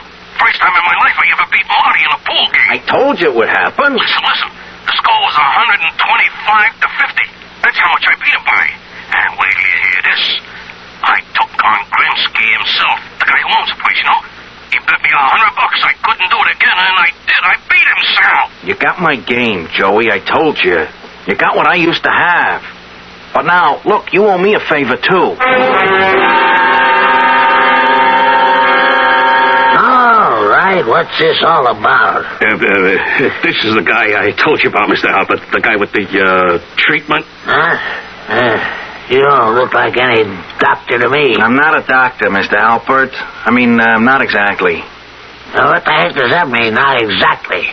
Look, can we talk in private? Yeah, I'll go polish the car, Mr. Halpert. Oh, polish the car. Polish the car, that's all you ever want to do. You gotta wear that car out one of these days. Yeah, I'll come back in a little while, mister. All right.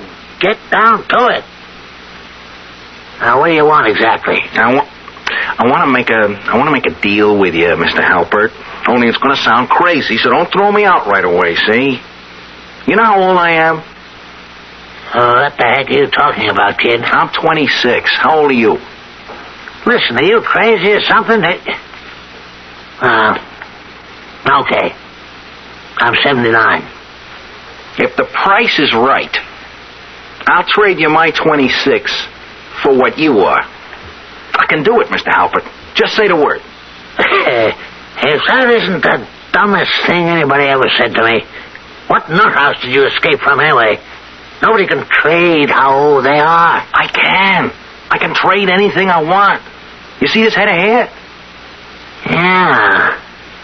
What's a young guy like you doing with all white hair? I swapped for it, Mr. Halpert. I can swap anything I got for anything you've got. And what you got is plenty of money. And years, kid.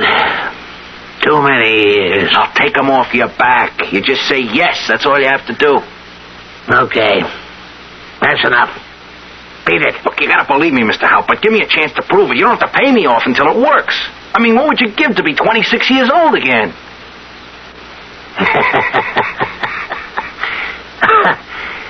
$1 million, kid. That's what I'd give. What kind of pills you peddling? Would you give me $1 million? Just like that? Just say yes, Mr. Halpert. The rest is easy. Only don't try double-crossing me, because once we make the swap, it's final. I get the $1 million, you get to be 26. Is that a deal? Yeah. Sure, kid. Sure. It's a deal.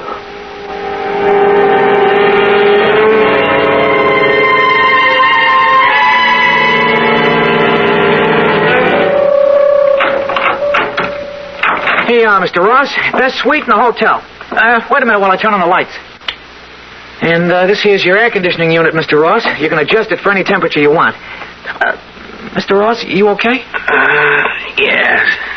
Yes, I'm all right. I'm just a little bit tired. Well, you just sit right down here, Mr. Ross. I'll put your bags away. Wait a minute. There's something I want you to do for me first. Oh, yes, sir? I want you to read me the story in tonight's paper. I can't see the small print.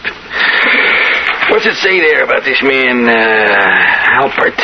Oh, let's see now. It says here, Wayne Halpert disappearance sends company stock tumbling.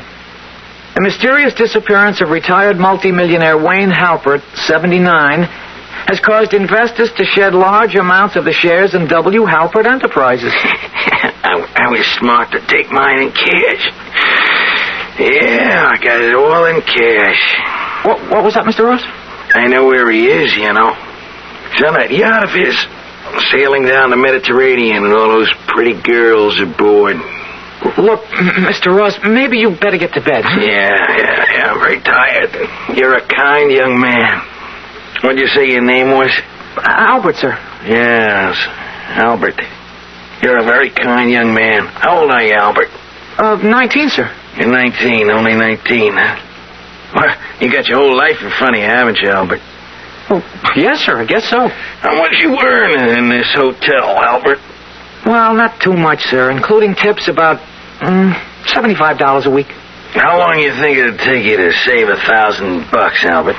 Me? About 20 years.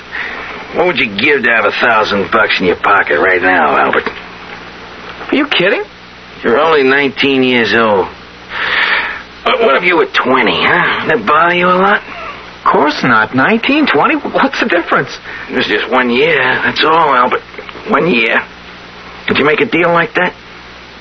You swap 1 year for $1,000? Oh, boy, would I? It's good, Albert. That's good. Then I'm going to write you a check right now. Hey, you really mean it, Mr. Ross? That's right, Albert. Anytime you want to sell more years, you come see me, huh? You can tell your friends about it, too. I'm always good for ready cash.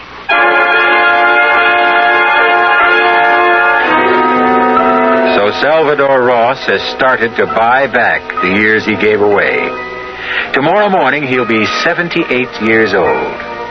He'll probably celebrate with an unbirthday party. Wouldn't we all like to have that privilege? To lose the weight of our years instead of adding them on. Or is it such a privilege? We'll find out when I return shortly with Act 3. It's safe to assume that some of you are listening to my voice from the inside of the wrong car. Not the wrong make, the wrong size. It's especially important these days that the cars we drive fit the way we use them. Now look around. If you've got more room than you've got passengers, maybe a smaller car would be better. If you've got wall-to-wall people, maybe the car is not big enough for the way you use it. And if you've taken the big car and left the small one for your wife to use for her carpools and shopping and Cub Scouts and whatever, well, we've got a message for you. If she hasn't given it to you already, make sure your car fits your lifestyle. Sometimes small is right. Sometimes big is right. Buick makes both right. From Opel to Electra 225, Buick has a car for the way you drive. If you're a busy part-time farmer, you should be aware of the sincere interest the Federal Land Bank has in providing a loan for your type operation. That's right. The Land Bank is interested in helping part-time farmers by providing the kind of loan service this special group requires. Part-time farmers come to the Land Bank for a loan to buy that first piece of land and to buy additional land. They come to the Land Bank for a loan to make major improvements on farm property. A Land Bank loan helps the part-time farmer become more efficient. A Land Bank loan is available for such things as building a new home. In fact, a Land Bank loan is available for just about any purpose that requires long-term financing. So if you're serious about part-time farming, come to the Land Bank for a long-term loan at reasonable cost. Write to the Federal Land Bank of Houston, Post Office Box 2649, or see your local Federal Land Bank Association.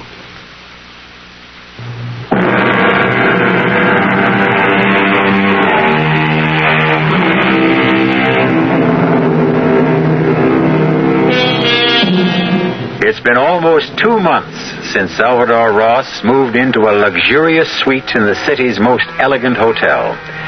And Mr. Ross has been a very busy man. Day after day, a stream of young people has come to his door to make an astonishing transaction.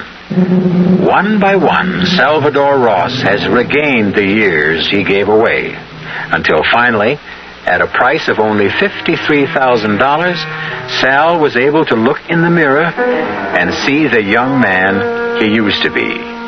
But now, there was a great difference, because the young man who looked back at him was a very rich young man. And when he paid his next visit to the home of Ruthie Maitland, he drove to her residence in the back of a chauffeur-driven limousine. Who is it? It's Salvador Ross, Mr. Maitland. Well, what do you know? Back from the dead, Salvador. Like me, hmm? How are you, Mr. Maitland? It's been a long time. You can see how I am, Salvador. You see the wheelchair, don't you? Your eyes are still good, aren't they? Yes, sir. My eyes are all right. That's more than I can say for myself. You've been sick, Mr. Maitland? I've been sick. I've been hit by lightning in the brain. Pardon? They call it a stroke, Salvador. You see, I can't move this side of my body. I'm really sorry, Mr. Maitland. Is Ruthie here? Yes, Ruthie is here. Poor Ruth is always here. Ruthie, come out. You've got company. Where's it, Pop? Come see for yourself. Mr. Maitland, I just want you to know that things are different with me since I saw you last. Things are a lot better. I'm glad for you, Salvador. You told me to go out and prove myself, and that's what I did. Sal. Hello, Ruthie. Sal. Oh, for heaven's sake, I haven't heard from you in months. Yeah, I know. I've been busy, you know. A lot of things have been happening to me. That's the way life is, Salvador. Things happen to people. Some good, some bad. Ruthie, you think you could come out with me for a little while, huh? Could I take you to dinner or something? Oh, I don't think so, Sal. My daughter doesn't like to leave me alone. She thinks she has to watch over me night and day. Oh, come on, please, Ruthie, just for a little while, huh? I gotta talk to you. I got a car downstairs. A car? Yeah, a car and a driver. So we could just go for a ride.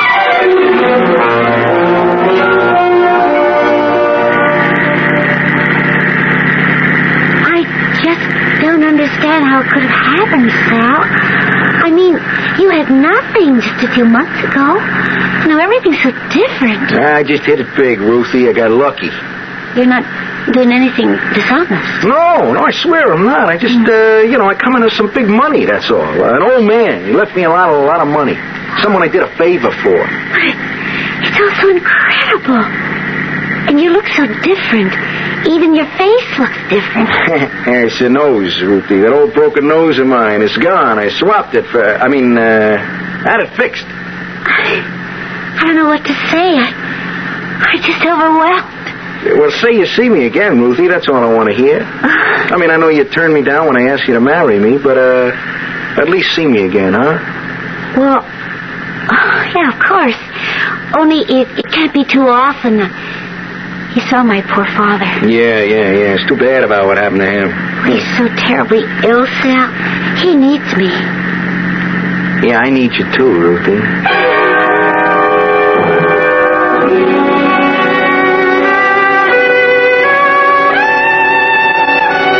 I never thought I'd ever see the inside of this restaurant, Sal. Yeah, it's a lot different from the old seafood house, ain't it? The most fabulous place I've ever been to in my life. Oh, there are lots of other places you can see, Ruthie. I mean, not just here. I mean, places in Europe and South America. Hey, you know where I'd like to go? Acapulco.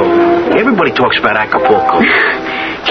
Sal, I'm sure dressed all wrong for this restaurant. Just look at the clothes the women are wearing. Now, you can have all the fancy clothes you want. And jewelry, Ruthie. You know how many times I want to buy you a real good piece of jewelry, but I could never afford it? Sal, this is like a dream. Look at this, Ruthie. What is it? Sal. You ever see a prettier diamond than that in your whole life, huh? Oh, it's incredible. It must be 10 carats. That's the biggest rock they had in the whole joint. I hate to tell you what it cost. Hey, here, put it on. Huh? Oh, Sal, I can't accept this. Oh, sure you can. Go on, put it on your finger. No, I just can't. It's much too much for me. Yeah, but it's not too much for me. That's all that matters. Ruthie, look, I'm asking you to wear this as an engagement ring. I guess that's what I meant. Huh? Well, I never said I'd marry you, Sal. What are you talking about? You've been dating me for weeks now. Yeah, but we never discussed marriage again. Look, the only reason you turned me down before was because I was such a bum. Well, I'm no bum anymore, Ruthie. Can't you see that with your own eyes? I just can't do it. But why not? I mean, look, I can be anything you want me to be. You want me to be smart like your old man? I can be that, too. Sal, you know I don't feel that way. Look, I could get an education, see, just like that. I could learn all there is to know about music and painting and art. You just say the word, I'll go out and get the education. It isn't that alone. Well, then what is it? Hey, wait a minute. You don't have to tell me. It's your old man. It's your father. He still doesn't like me. Well, he still doesn't appreciate you, Sal. Even though I'm rich now, huh? But he doesn't think about money the way you do. He told me to go out and prove myself. That's what I did. It isn't enough for him. Please, let's not talk about it anymore tonight, huh? Well, we are going to talk about it. I mean, once and for all. I know your father means a lot to you, and you think he's the greatest man who ever lived. Well, I want to know why, see? I want to know what makes him so much better than me. Well, it's hard to explain. Well, try. It's not just that my father is a smart or educated man. He has something more important. Yeah, something I don't have, right? Go on, tell me what it is. I don't know the word for it. Well, then make up a word. Well, he has heart. Compassion. I guess that's what I really mean, Sal. My father has compassion. Compassion? All my life. Ever since I can remember, he's had that quality. I don't think I could ever live without it around me, Sal. Can you understand that?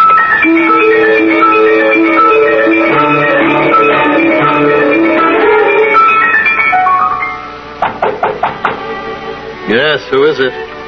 Sal Ross, Mr. Maitland. Can I come in? Ruthie's not home. I know, Mr. Maitland. I want to see you. Why me, Salvador? I want to talk to you about something. All right, come in. I don't have very much to say to you, Salvador. You found that out a long time ago. Yeah, I know that. And in case you came here to argue with me about Ruthie, don't waste your time. My daughter makes up her own mind. And she told you I proposed to her, huh? She tells me things, yes.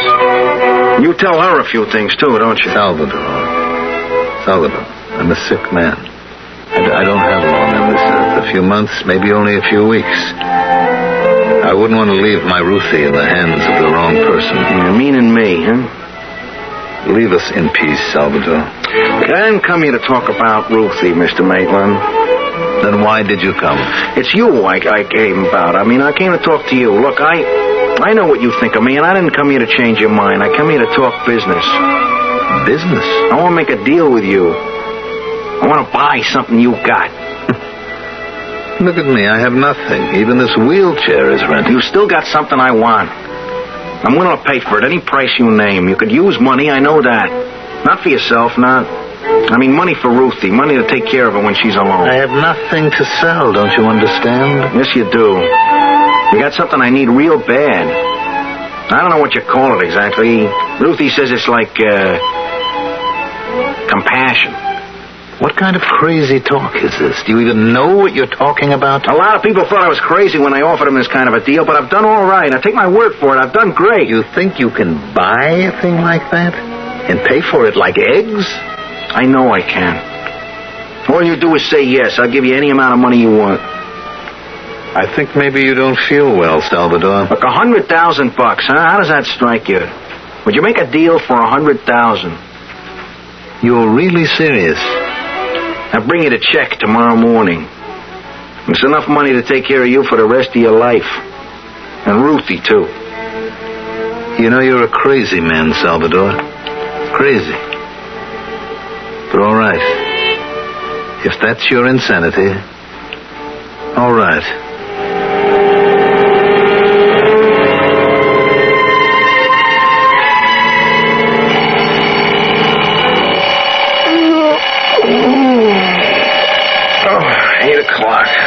I set the alarm so early for might as well get up. She says a funny dream last night. I was crying about something. Funny. Crying in your sleep? Hey, look at that. I still got tears in my face. Jeez, I don't think I've cried since I was 6 years old. I feel so different today. What's the matter with me? I don't feel like myself. I feel like I want to go outside. I want to look at people. I want to talk to them. Hey, what a nutty thing. I want to be with people. Hey, what is this? Is this what Ruthie was talking about, that compassion stuff? Oh, what's so great about it? All I feel is sad. I feel like crying. I feel like the whole world is on my shoulders. What's so great about feeling like that, huh? Ruthie. I gotta see Ruthie. I gotta tell her what happened to me. I gotta hold her in my arms. My sweet little Ruthie.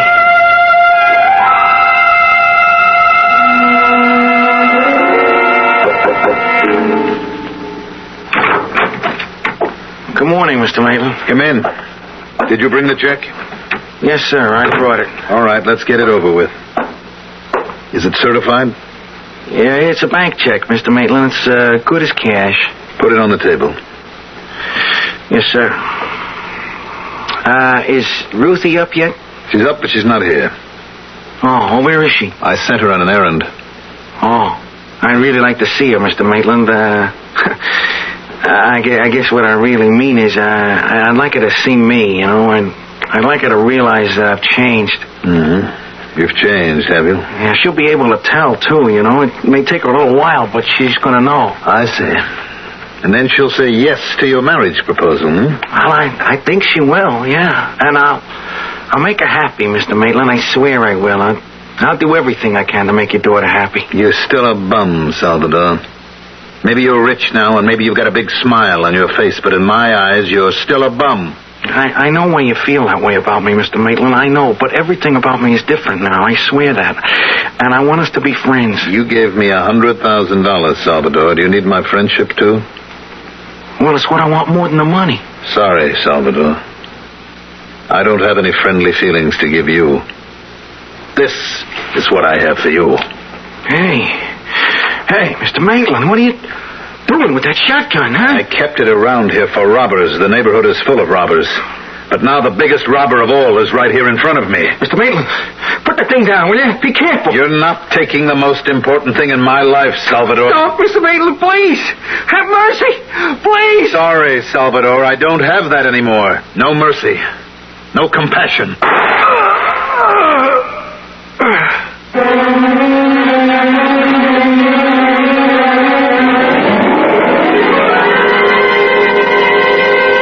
You have just heard the incredible rise and fall of Salvador Ross, a man who pulled himself up by his own bootstraps and who finally fell before the merciless blast of a loaded shotgun. All of which goes to prove that it isn't easy to strike the right bargains in life. Sometimes we make bargains with the devil without even realizing it. And sometimes we create our own devils, the way Salvador Ross did. I'll be back shortly. Great taste in the morning, Kellogg's has that wholesome taste to get you up and grinning. This is Jerry Coffer for Kellogg's Special K. We've been having some fun in our television and radio commercials by using a ball and chain to symbolize the slight overweight problem common to so many of us. We point out that being a few pounds overweight is just a little more difficult for you. Climbing stairs, just walking around, even sitting down can feel, well, like you're wearing a ball and chain. In case you missed the message, it's this. If you really want to get rid of that extra weight, you really have to work at it by exercising and with sensible meals like the Special K breakfast. A 1-ounce bowl of Special K, America's favorite high-protein cereal, 4 ounces of skim milk, tomato juice, and coffee. Less than 240 calories. Nutritious and, by the way, delicious. So why not begin each day with a Special K breakfast and then keep up the good work? Special K can't help you lose weight all by itself, but it really is a good start.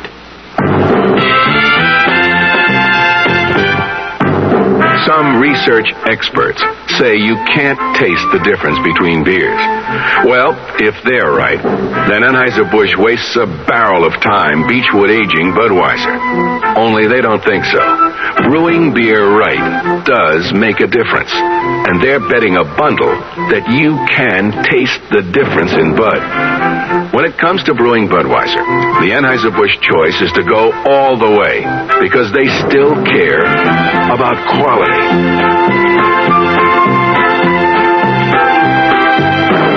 Look at it this way. If the Bud people have a choice between what some experts say and what beer drinkers say, well, you'd better believe they'll go with you beer drinkers every time. When you say Budweiser, you've said it all. Anheuser-Busch, St. Louis.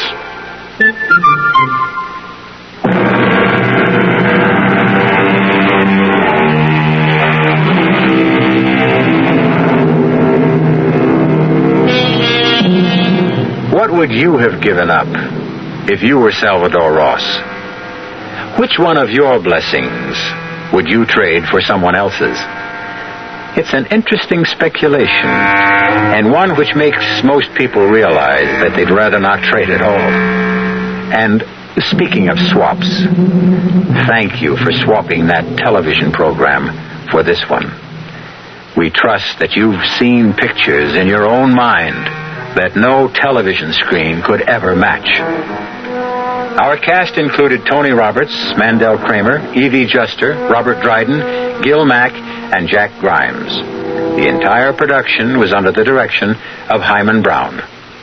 Radio Mystery Theater was sponsored in part by Contac, the 12-hour allergy capsule, Buick Motor Division, and Anheuser-Busch Incorporated, brewers of Budweiser. This is E.G. Marshall inviting you to return to our Mystery Theater for another adventure in the macabre. Until next time, pleasant dreams.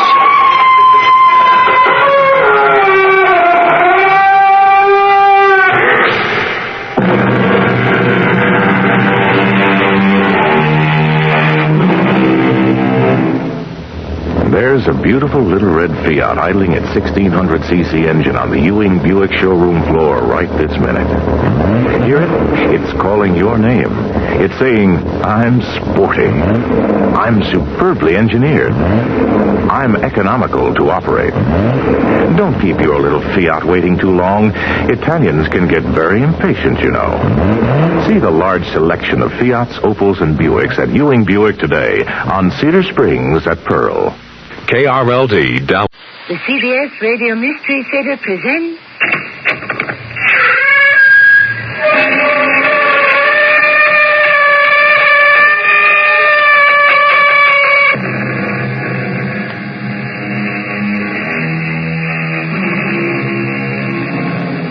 Come in. Welcome. I'm Tammy Grimes. The Greek god of love was called Eros.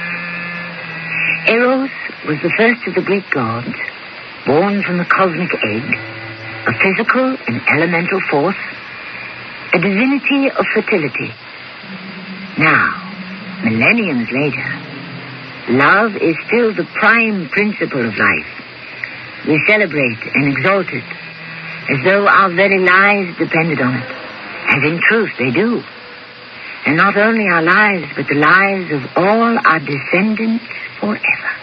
Is it a deal? It's a deal. You like the idea? It's all right. You want the job? I've got nothing better to do. You approve of the plan? Sounds okay. Oh, really? I wish you could summon up a little enthusiasm. Lady, I lost my enthusiasm for anything a long time ago. If I ever had any.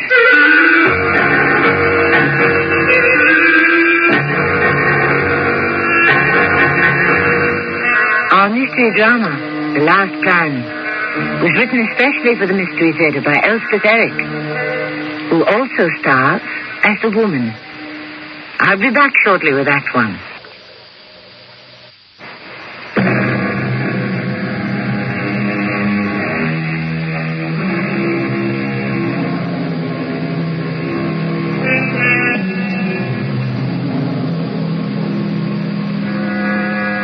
We spoke at the opening of the Greek god Eros. Now we must tell you something of Thanatos. Thanatos, brother of sleep and the night, dweller in the lower world, and the personification of death. What, you may be asking, have these two, Eros and Thanatos, to do with each other? And what place do they have in a simple radio drama? Listen, and we'll try to tell you. I seem to have this cat. She wandered in one day and simply stayed. I can't tell if she's happy here or not. I don't know whether she likes me or hates me. I think to her I'm an adequate housekeeper. Not the best, not the worst, just adequate. She may move on any day now. That's what she seems to be thinking. As soon as she's figured it out. Meanwhile, oh, the phone. Well, it breaks the monotony. Yes? Hello? Hello? Is that you? Of course. Well, this is me. Can I come over? Why? Listen, it's happened again. Oh, no, not again. Yes, and it's worse than ever. Well, what do you want with me? I have to talk to somebody. It's getting serious. Well, what do you think I can do? Figure out a way to stop it. And it's been going on for years. I told you, it's getting worse. It's driving me crazy. Well, ask me. You're both crazy. He's crazy. That's who's crazy. Look, can I even talk to you about it? I don't like to get involved in something like this. Oh, that's what everybody says. I don't want to get involved. Well, somebody's got to get involved because things can't go on this way. Why can't they? You've made out all right so far. I told you, it's getting worse.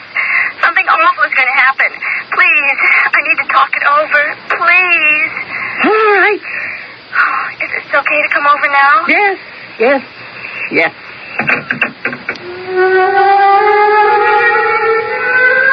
Boring. It's boring. Whatever else you may say about the young, they're boring. And these two have been boring me for years. Everything to them is so important. Whereas to me, almost nothing is. Except perhaps that errant cat. When she fixes that long, unwavering gaze on me, what's behind those yellow eyes with the thin black slits down their centers? I wonder, is it approval or contempt? Is it hatred or is it... Oh, no. No, it couldn't be love. Could it? Oh, no, not even affection, and certainly not love. Oh, she's here, with her interminable doubts, fears, and complaints.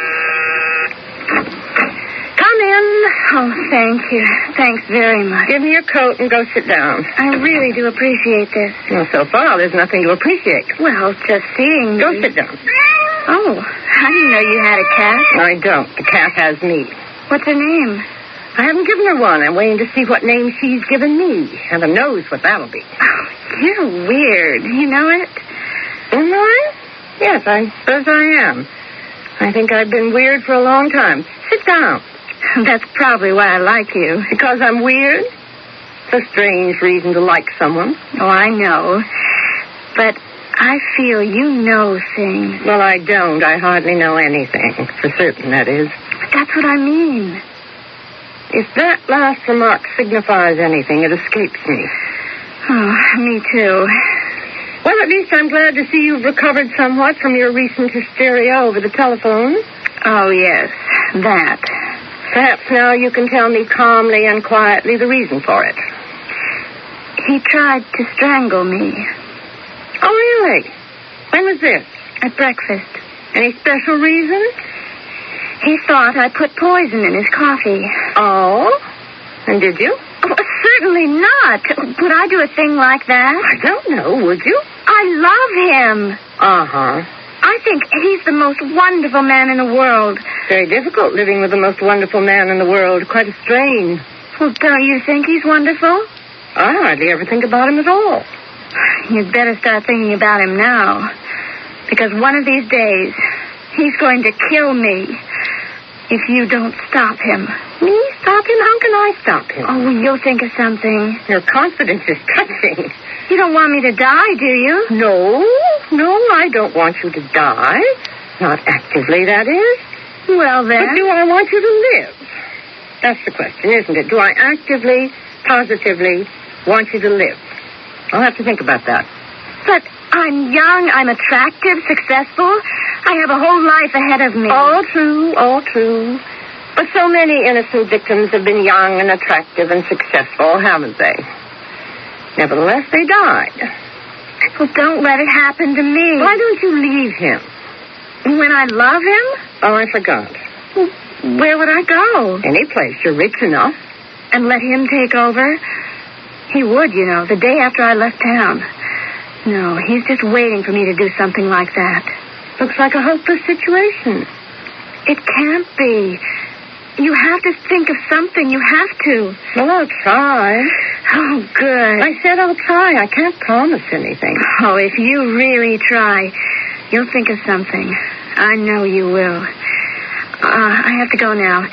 Just keep on thinking. Keep trying. Remember, I'm counting on you to save my life.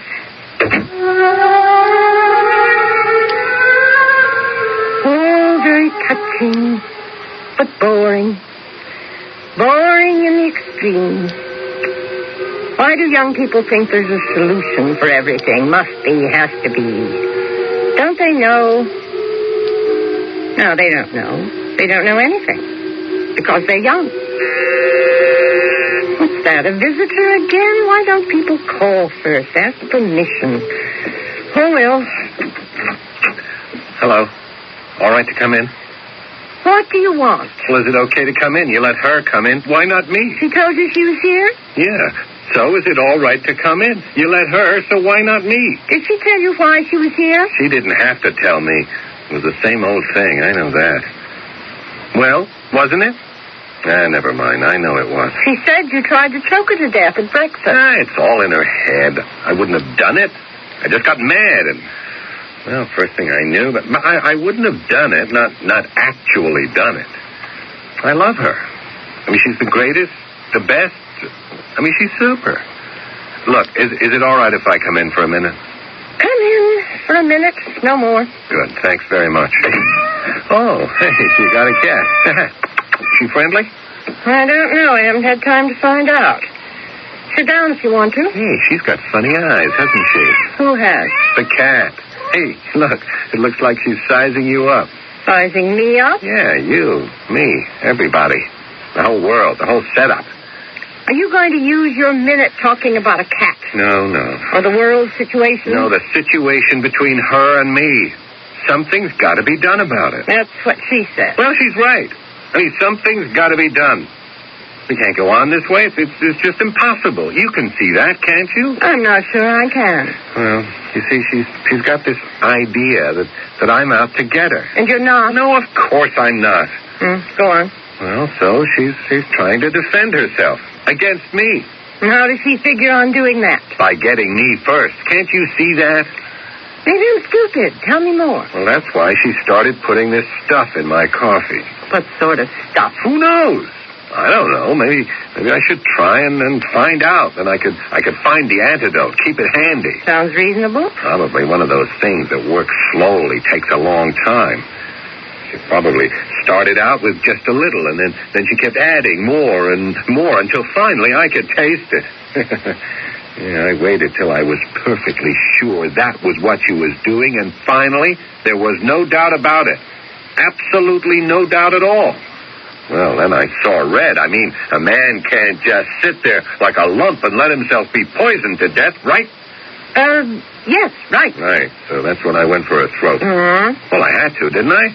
If you were sure. I had to let her know I knew. Knew what? What she was up to. What's the matter with you? I mean, I just explained the whole thing to you, didn't I? Holy... No. Calm down.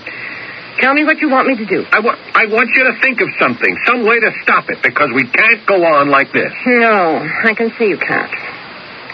Has it ever occurred to you that perhaps you're both irrational, even insane? We're as sane as you are. Is that saying so much? Oh, now listen, we've always depended on you. You're so much older. Gee, thanks. Well, I mean, you're wiser. You're more educated. You've read a lot. You've been places. You've seen things. You've done things. If anybody can figure this out, you can. All I can say is I'll try.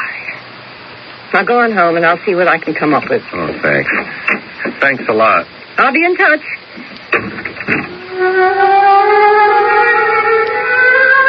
It's late.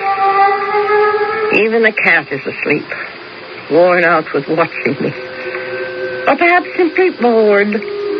Who knows about cats? Not I. It's laughable, really. I can't even understand a common cat. How am I to keep two ridiculous children from mutual murder? Why did I ever say I'd make the attempt? It's not too late to back out. No. Wait, hold on a minute.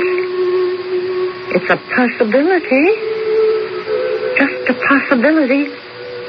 If he'd do it, if he could. Oh, but of course he could. He can do anything. And I know he'd do it for me. Hello? I didn't wake you, did I? No. If I did, I'm sorry. You didn't. I'd like to see you. What about? I may have a job for you. Oh? You free tomorrow? What time? Anytime. I'll be here all day. I'll be over in the morning. You won't be sorry you made the trip. See you then.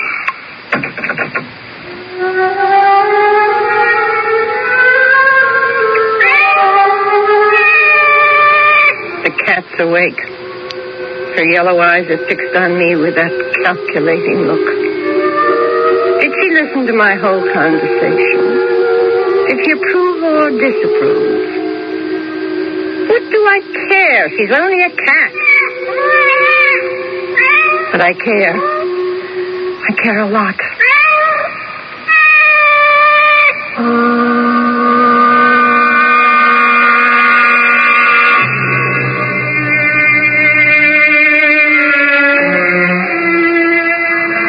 Do you begin to sense the enigma that presents itself? How Eros cohabits with Thanatos and the result is conflict? How life exists side by side in the same house with death? In the act to follow, we shall attempt to explore further this dichotomy in the story called The Last Plan.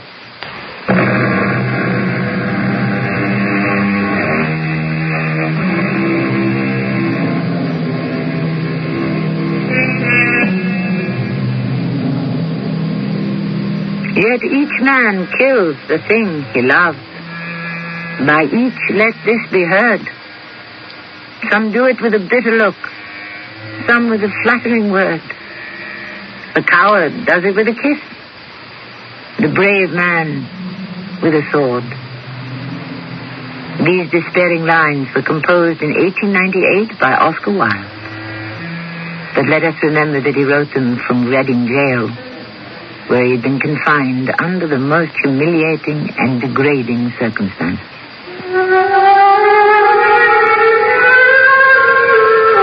The cat has been staring at me all morning, and I have been staring back. It's true that humans can eventually make an animal shift its gaze. By an effort of will, I could make this cat look away. But I cannot avoid the feeling that she is simply disgusted by what she sees, or made uncomfortable by what she considers to be atrocious manners on my part. Ah, there he is at last. How like him to make me wait.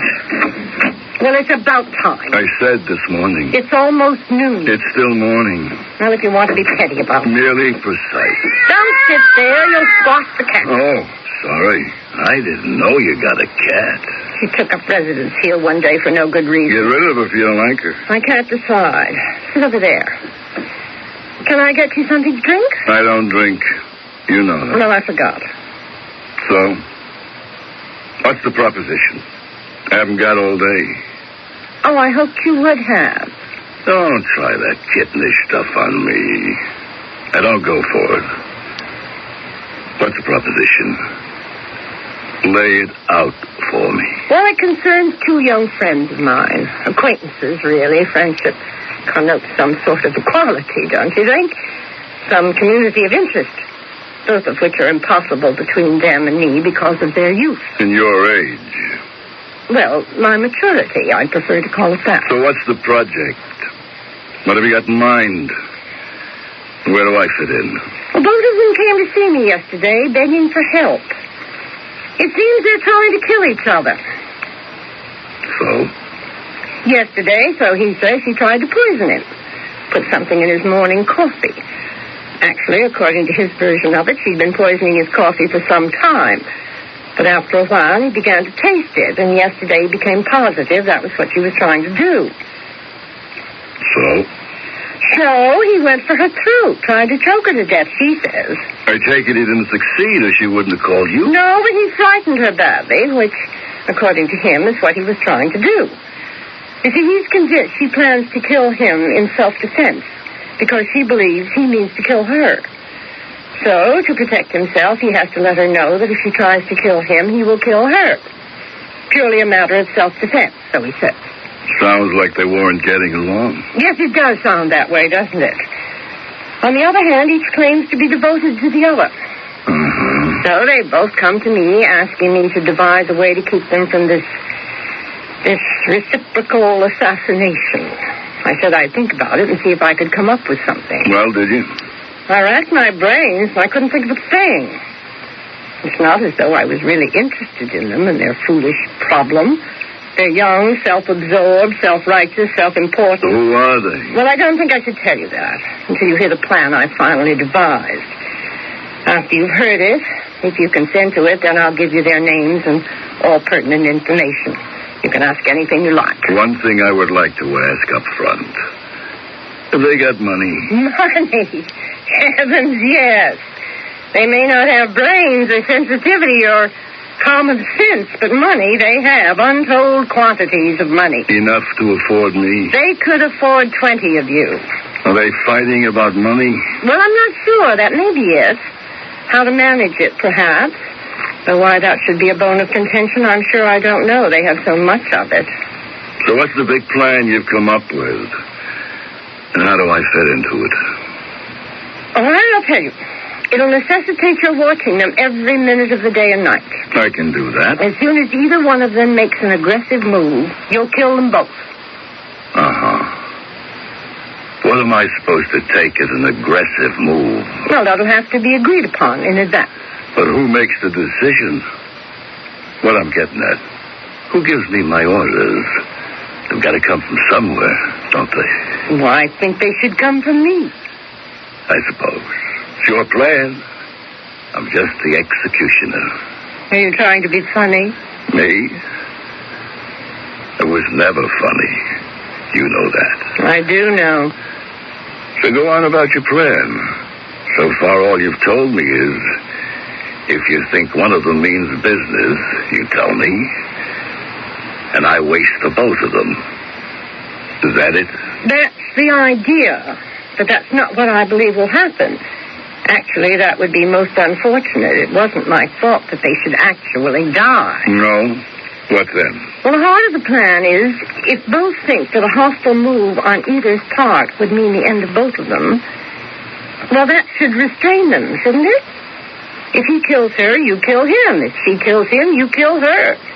Both know this in advance, so where's the problem? I gotta hand it to you. You got brains. I thought you'd never know. Only thing is, there's two of them, you said. How do I stay on the tail of two people? I take it they're not always side by side. Well, that doesn't matter. As long as they know you're watching one of them, they don't have to know which one, do they? As long as they know that one false step on the part of either means curtains for both of them. I guess you're right. Yeah, you must be right. Probably you won't have to kill anybody at all. Oh, I don't mind. No, I never thought you would. How do I get in touch with you if I think one of them is getting out of line? Well, come here and tell me, if there's time. Or phone if there isn't. Okay. Now about the money.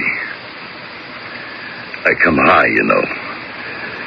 Very high. Don't worry, my darling. The price will be higher than any you've ever dreamed of. Oh, you'll excuse me, the phone? Go ahead. Think over everything I've said. Oh, I will. Hello? Hello, it's me. Are you alone? Well, not exactly, no. Oh, sorry. Maybe I should call back later. Is it important? Well, to me it is. Not another disagreement. No, not so far, but I'm expecting one. I feel it coming on. Look, I'll call you back. No, hold on. We can talk for a minute or so. You sound nervous. Yeah, I am. You care to tell me why, if you know? Oh, I know, all right. This time I know for sure. I saw it. You saw what? The knife. The knife? What knife? Her knife. She went out and bought a knife. She carries it around with her. I saw it. It's got a blade, 6 inches long, and it's sharp, skinny and sharp. She hasn't tried to use it, has she? No, but she's getting ready to. She's just waiting for the right moment, and then she'll go for me. Look, there's someone here right now. Who is it? Well, no one you know, and if we're lucky, you won't ever have to know. But we're discussing an idea I had, a way to keep you two from killing each other. An idea? You said you have an idea? We're just in the process of working it out. Well, what is it? What's the idea? Call me back later, and I'll tell you once it's finalized. Okay. Now, you'll be sure and be there, won't you? Oh, I'll be here. Because I'm getting plenty scared. Well, try to control yourself and leave everything up to me. You'll come through for us. I know you will. I'm trying. I don't want to die. Call me back in a few minutes. Right. Will do. Well, I suppose you could figure out who that was. One half of the charming couple. The boy. It seems the girl has purchased a knife, a skinny one, very sharp with a blade 6 inches long. Women go for knives. I've noticed that. Yes, I wonder why. Search me. Well, what do you think of my scheme? It's okay. Foolproof, wouldn't you say? As much as anything ever is. And you'll take care of the physical end of it? If the money's right. It will be. So, is it a deal? It's a deal. You really like the idea? It's all right. You'll take the job? I got nothing better to do. You approve of the plan? Sounds okay. Oh, really? I wish you could summon up a little enthusiasm. Lady, I lost my enthusiasm for anything a long time ago. If I ever had any. Oh, he must be calling back. Well, I'll have good news for him. Hello? Hi, it's me. Oh, it's you. You sound surprised. Well, I am a little. I was expecting someone else to call. Who? Oh, never mind. Him? Well, yes, as a matter of fact. I might have known. Is it true you went out and bought a knife? What if I did? A sharp one? With a 6-inch blade? So what? It's not as though I'm going to use it. Then what did you buy it for? To have it, in case. In case what? In case he gets any funny ideas. I see. Did he tell you I bought a knife? Well, as a matter of fact, he did on the phone a few minutes ago. Oh, I might have known he would. Why shouldn't he? No reason. Boy, he couldn't wait, could he? Dirty little coward. Wait for what? To defend himself against me. What's he done? That's what I called up to tell you. He's got a gun. Oh? Has he? Carries it around with him all the time, stuck in his belt. One of these days, you mark my words, one of these days. Look, I've got someone here right now. Oh, I'm sorry. I'll hang up. No, that's all right. It's just that my friend and I were working out a little plan that might just solve the whole problem. Really? You mean it? Well, with my brains and his muscle. Call me back. Oh, I will. How soon? 5 minutes to do it. Okay, bye. The other half? Yes. Just as hysterical as he was. She wanted to tell me he's bought a gun. Carries it around with him stuck in his belt. Sounds like they both mean business. Oh, but they don't. No, they don't. They don't really. They're just squared off against each other, hostile and suspicious, each waiting for the other to make a move. You could be right. If they both know... Don't you see? If they both know that a wrong move will mean the end for both of them... You already told me I got to be on my way. You really have to go. I really do. I thought maybe you and I... Nope. Not you and I. Not maybe. Not possibly. Why not? Tell me why not. Because, lady, you scare me. And I don't scare easy, as you very well know. I don't mean to. Must be a talent you have. Something you were born with. So long. See you tomorrow. Am I always to be left alone like this? Even by a common, ordinary killer like him? He could have stayed for an hour. We could have talked. I'm left with nothing but a cat. A cat who looks at me with contempt. Could it be that behind that icy stare lies a small trace of pity? I'd settle for that. Just a little bit of compassion. I've sunk so low, I'd settle for that. I need it. Even from a cat.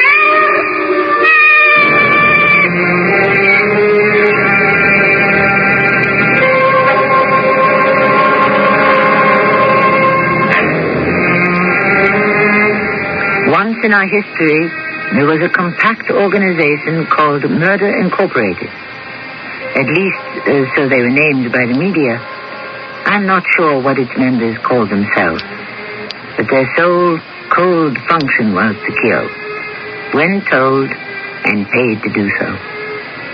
Can it be that the gentleman who has just left the lady so precipitously is a resurrection of that specialized group?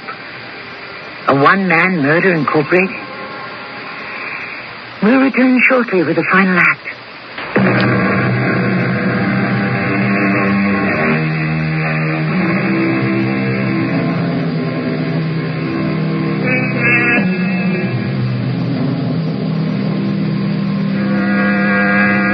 The lady who had devised the last plan in a desperate effort to deliver two young people from the threat and the fear of sudden death is a lonely lady, one given to morbid musings on the ways of power and its uses. Out of her isolation and her melancholy, she has evolved a bizarre solution we have elected to call the last plan. It was 6 weeks ago that I brought the young people together with the man, and the plan was laid. Was I right? Will it work? The cat is sleeping, her long body stretched out to its full length, one paw flung across her eyes. And the blue hour is coming on, that last gasp of light before the dark, the lingering of the day that whispers of the night. Alone with the indifferent cat, I think back upon what has happened since the meeting between the man and the young couple and the hatching of the plan. Aren't they supposed to be here by now? Any minute now. Why do I have to meet them anyway? Just this once, I think you should see them face to face. I don't want you to back out and spoil everything. I'm not going to back out. Not at these prices. There they are now. I just hope they're good for the money. Don't worry, they are. Come in. Come in.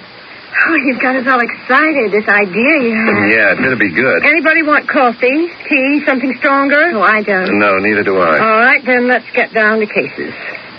This gentleman, he's here because he's going to get to know you very well.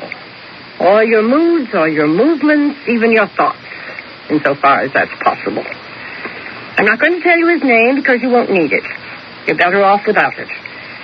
But he knows yours, and he knows where you live, where you work, where you play, in short, everything. Why? What for? Yeah, what's the point? He'll be your bodyguard in a rather unique way. That is, he won't protect you day to day, minute to minute from attack. No, his function is to watch for any seriously threatening gesture from either one of you toward the other. Before the threatening one can go into action, he will kill you both. Both? Kill us both? Yes, that's right. Well, what do you say? How about it? I don't know what to say. It's such a crazy idea. It's not so crazy. Well, I think it is. Both of us wind up dead? That wasn't what I had in mind. It's not what I have in mind either. I'm not wild about killing off people who haven't done anything. The point of this setup is to keep you both from doing something. That's what you wanted, isn't it? Well, yeah, but... Well, that's exactly what we wanted. Yeah, but I wouldn't kill her. Then why did you buy a gun? So you wouldn't kill me. I'd never kill you. Then why'd you buy a knife? Hold it one cotton picking minute. You know, I don't know as I want to bother with either of you. Why not? Why don't you? I don't know if you're worth it. If it wasn't for the money. But how much? Ask her. How much? Half of everything you've got. Half? Half of everything? I don't work cheap. I don't know. Half of it's everything. Your lives we're talking about, not mine. Our lives? Both of them. But if you want to take chances, go ahead. Be my guest. Well, do you? I don't. Neither do I. Okay, then. We start today. So it was settled. That was 6 weeks ago. And here I sit wondering if I was as clever as I thought. If anyone is so clever. What was it Nietzsche said? If you gaze long into an abyss, the abyss will gaze back into you. Well, that's the way I feel now. I stare into the unknown, and the unknown stares back. Still, when he reported to me 2 weeks later, he was almost flippant. It's a piece of cake. You mean that? They're on their best behavior. I got them scared silly. You have? We have. Between you and me and the plan, they don't dare step an inch out of line. Either one of them. It's a shame to take the money. You've already taken it. And I mean to keep it. Now listen, I work hard for it. Every so often I remind them I'm around. I stroll across their lawn. I look in the window. Run into one or both of them out shopping. I tip my hat. I give them a look. Don't worry. They know I'm around. And that if they take one false step, it's the end. I have to hand it to you. I really do. It's a great plan. I couldn't have dreamed it up in a million years. No, you couldn't have. It's not that I'm stupid. Yes, it is. That's just what it is. You're stupid. Just a minute there. But efficient. Big and beautiful and superbly efficient.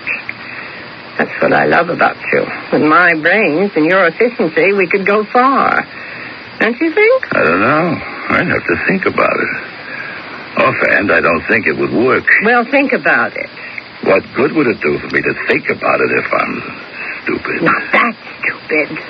Look, I better be going. No, stay, please. Gotta get back on the job. They're quiet now, but who knows when one of them might flare up. All seemed to be going so well. Everything progressing according to plan. Both of them were so frightened for their own safety, their own lives. They were keeping a tight hold on their own passions. I had been right. The only solution was to keep them afraid to destroy lest they be destroyed. That fear, that dread, that horror was keeping them in line. And then a few weeks after his visit, the phone rang. Yes? Hello? Everything's changed. What? What do you mean? Things are heating up. What are you telling me? The whole plan is deteriorating. It's bad. Will you stop talking like that and tell me what's making you nervous all of a sudden? I'm not nervous. I'm never nervous. Well, you sound nervous. I've got a nerve in my body. That's why you hired me, isn't it? Why are you talking like this? What's going on? He went to an electrical supply house today. I saw him go in. I watched him through the window. Yes, go on. He bought some stuff. What kind of stuff? Fuse caps, detonators, electrical wire. You're sure? I made sure. I went inside. Did he see you? No, not at first, but I was right about the stuff he bought. All he needs now is the explosive. To do what? Blow her up. A car, probably. But he hasn't made a move in that direction, has he? So far, this whole thing could be your imagination. It could be. I thought of that. To be on the safe side, if there is a safe side. I stood near the door where he couldn't help but bump into me on his way out. And did he? He sure did. We were face to face, eye to eye, and he didn't flinch, didn't back away. It was as though I didn't scare him one little bit. He was going to go ahead with what he had in mind. Whatever it was. Whatever. Oh, another thing. Remember she said he has a gun? I remember. Well, now she has one too. I saw it. That was 2 weeks ago, and I haven't heard from him since. I've been sitting here with my unresponsive cat, letting time sift through my fingers.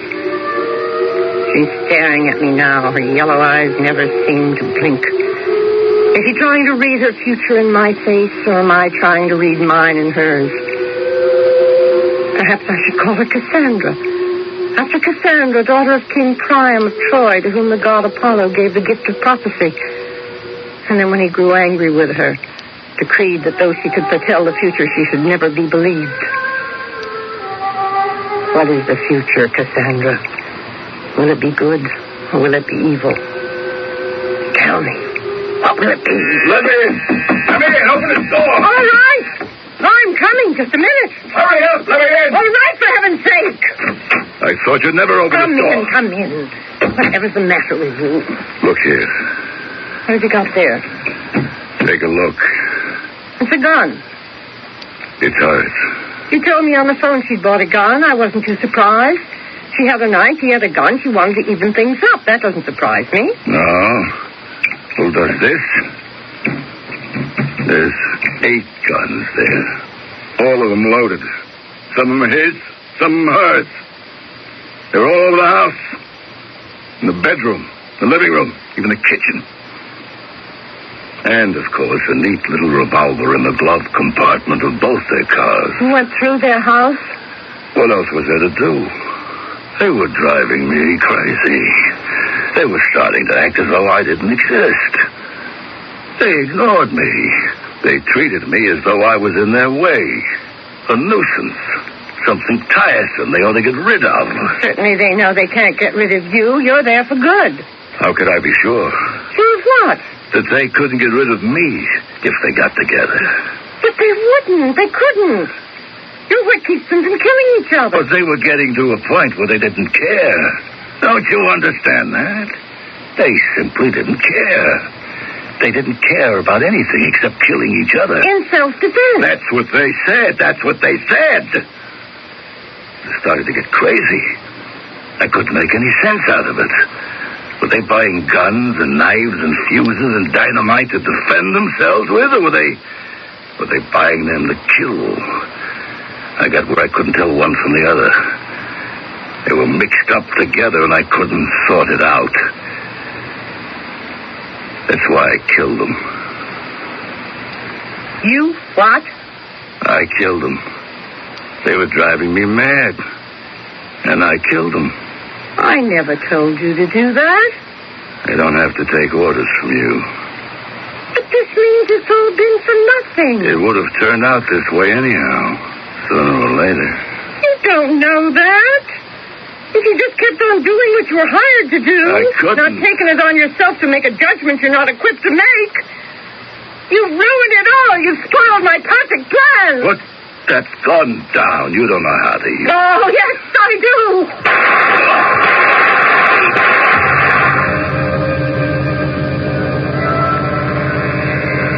I had to do it. There was nothing else I could do. You understand, I had no control over him, so I killed him. I had to. Didn't I, Cassandra? I did the right thing, didn't I? If you know the future, tell me I did the right thing. Tell me you agree. Tell me you approve. Tell me all will be well. Tell me you're not angry. Tell me you like me. Tell me you love me. Tell me. No! No! No!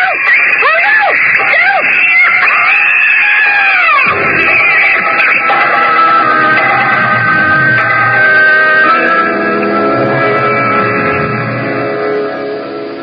Are you suggesting that the inscrutable cat actually killed the lady? That the future contains nothing but death and destruction? You could be right. Of course, you know that what we have just presented is in the nature of a fable, a parable, an allegory, perhaps even a morality tale. It was meant to reflect a part of the ultimate peril under which we all live, all of us, down to the last, the very last, man, woman, and child. I'll be back shortly.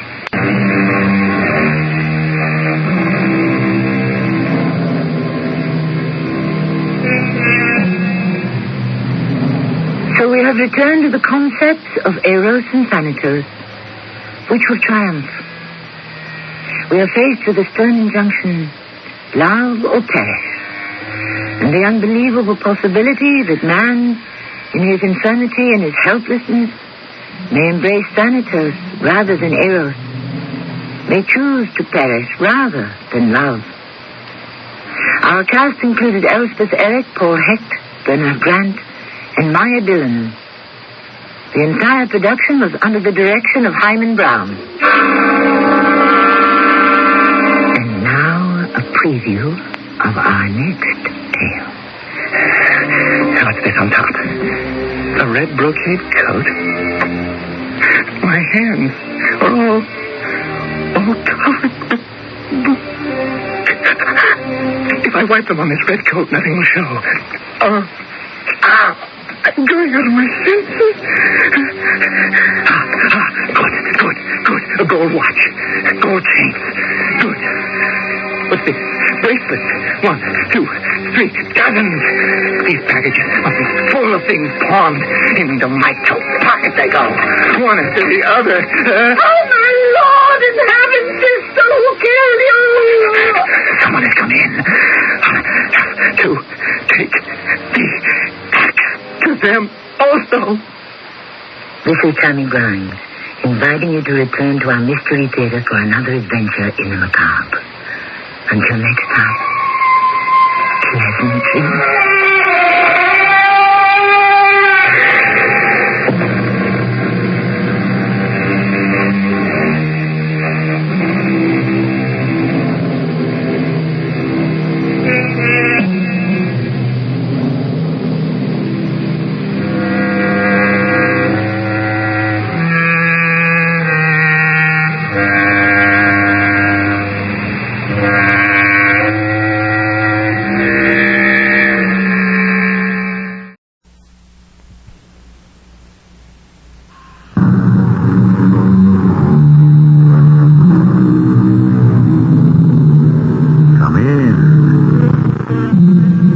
Welcome. I'm E.G. Marshall. I don't know about you, but for myself, I have never shied away from any story which involves coincidence, because real life produces many more outrageous coincidences than the fertile brain of any author can dream up.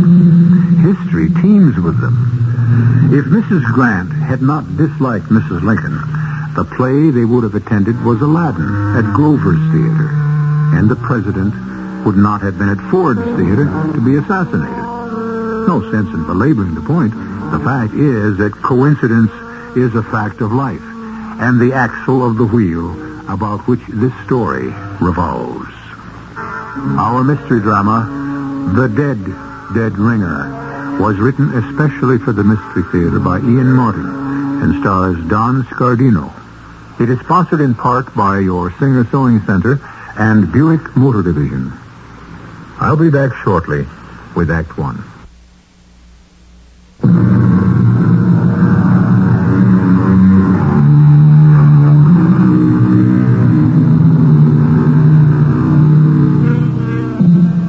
It is said that every snowflake under a microscope has a different pattern. That there is no such thing as a perfect pair of matching diamonds. That each ant differs from his fellow ant. And that, with the exception of identical twins, no two human beings can be born alike. It may be true. You may like to believe that. After all, we like to think of ourselves as individuals.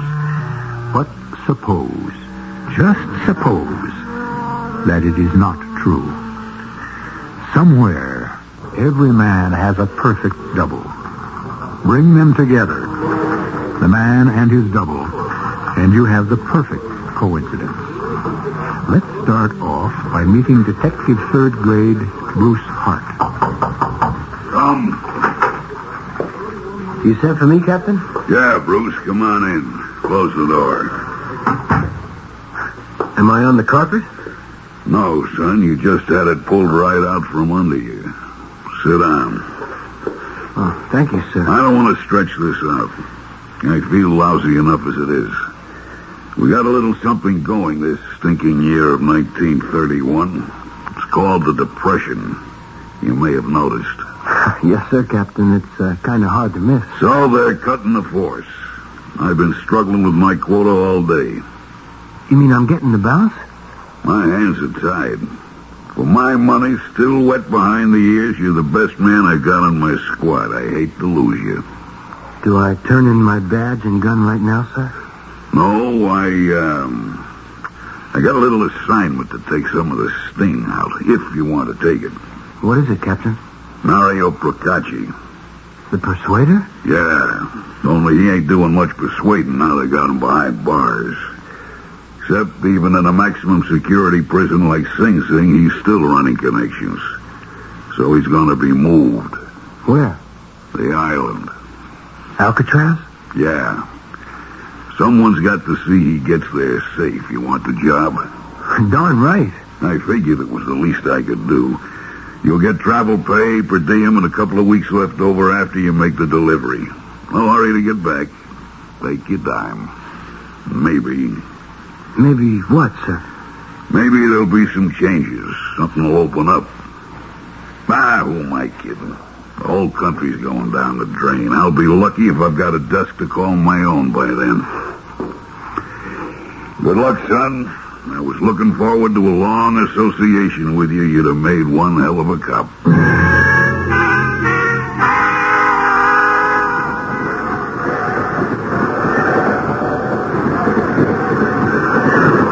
They turned my prisoner over at Penn Station, manacled to me, sullen, hiding behind dark glasses, uncommunicative, avoiding my glance as much as everyone.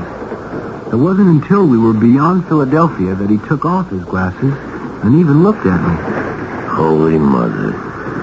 What is it, Procacci? It's the first good look I took of you. Somebody give me your moniker. Hart, right? Uh-huh. I get the word you ain't gonna be PD much longer. That's none of your business. Now, who's to say? Could be. What do you want? The keys to the cuffs and what's my take? I ain't that crude. I know I ain't gonna beat this rap, so I just sit it out. What are you after, Mario? Oh, I don't know. Just the, what do you call it? The coincidence is so wild. What coincidence? You, the spitting image. I seen lookalikes, but you. I never seen such a resemblance. To whom? Howie Marsden. He one of the boys? Are you kidding? Howie's like one of the 400 or like that. Uh-huh. Friend of yours? I know him. I know lots of guys in the right places. You got something on him? No, they like that. This is social. Look, everybody wants to make me some kind of monster. I'm just a businessman like anyone else. Oh, my heart bleeds for you.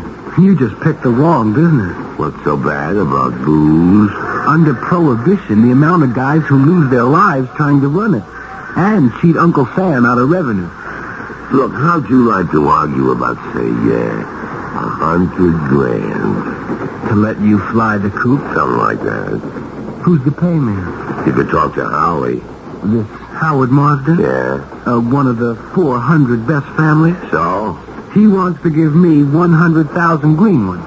He might. To spring you? Could be. No dice. Okay. Can't blame a guy for trying. Ed, how do we sleep in this here drawing room, hands tied together, man? I'll show you, lover. No sweat. The only thing burns me is you get the lower bunk. How come? Because you get chained to the inside. Snug and tight and below me, where you can't try anything fancy while I sleep.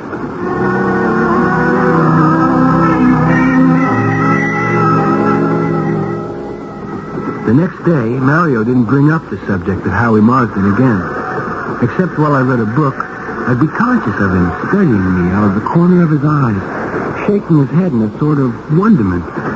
After dinner that second night, he brought the man's name up out of the blue.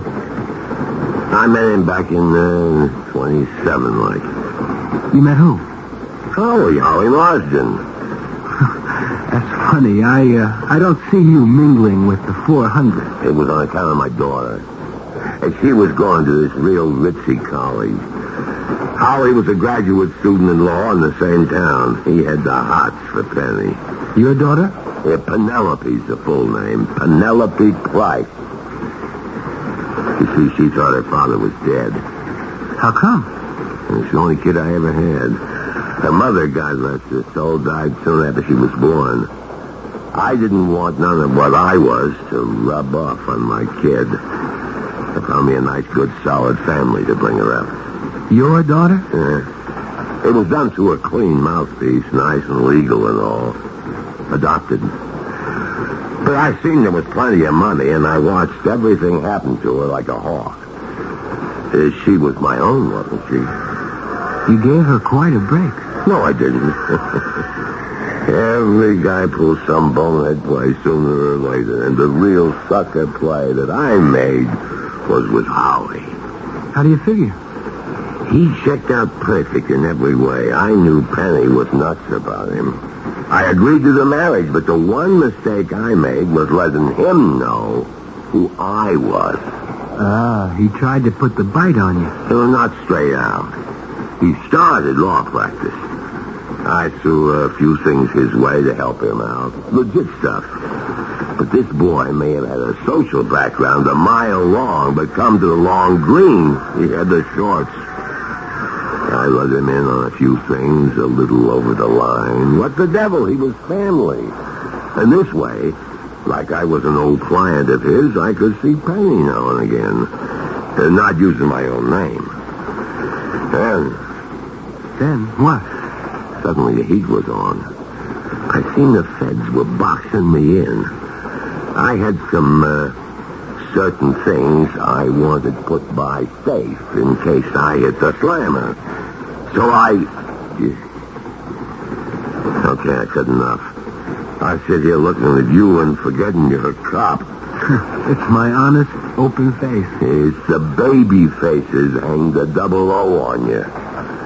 Except I got a nice strong hunch you ain't like Howie. I thought you said I was the spitting image.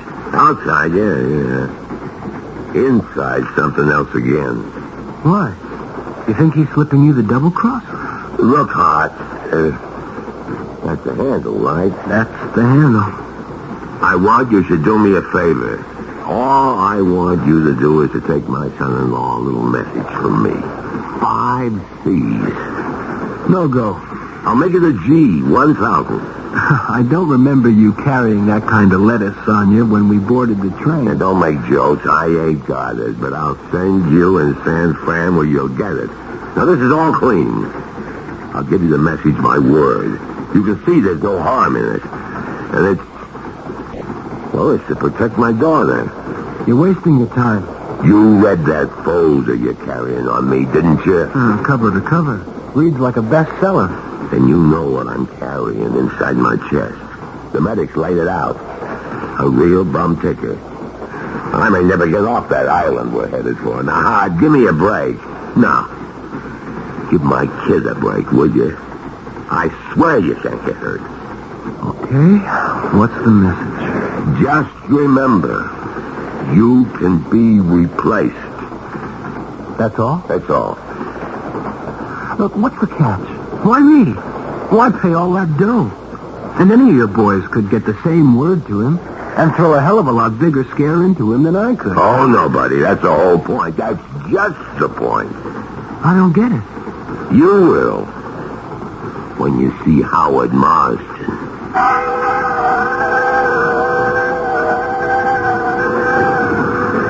I'm not going to defend it. I thought it over that night and I made up my mind.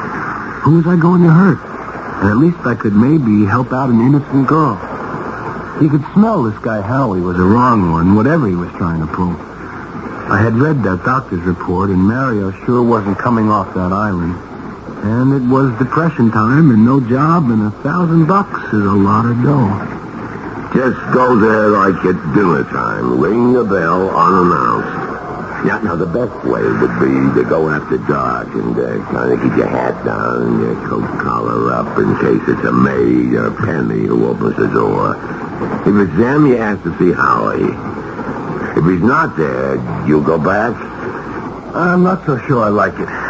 You're using me to put the fear of God into this guy your daughter married because I look like him. I'm not exactly a fool. You're turning the screws on the guy. You got it. Well, does he deserve it? I ain't quite sure. Now, look, kid. There's dough involved. With California property laws like they are, he might even want to risk not sharing it with her if something happened. To me. I don't trust the guy. But you trust me. How come? I spent 3 days tied to your wrist. I may have no education, but I can read character. Train's falling down. We're almost there. Now, let's put it on the table. I know better than anyone I'm dying. Up the ante all you want, but give me what may be my last chance to protect my kid.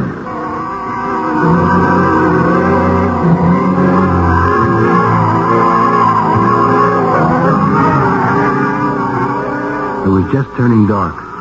I went out by cab, but paid him off at the gate and walked up to the house. It wasn't large, but it spelled money and good taste. I was just about to mount the steps to the front door when I heard it. It was a shot. I should have taken off running, but my cop's instinct made me go for my own gun and run towards the front door. As I got there, the door was opened violently, and the most beautiful girl I've ever seen in my life came running out, a .38 revolver in her hand. Who's that? Who are you? Police? Yeah, police. Oh, thank the Lord. Oh, help me. Please help me. Just drop the gun. The gun? Oh, yes. Who fired that shot? Oh, I did. Sort of. I mean, my husband, he... Good Lord. Howie, I didn't shoot you. You're all right. Oh, how could you...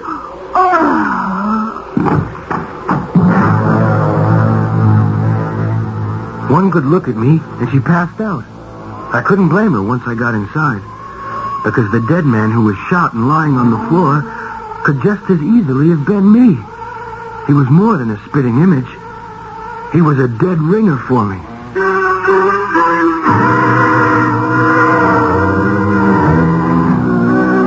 I promised promised you coincidence, and here we have it with a vengeance.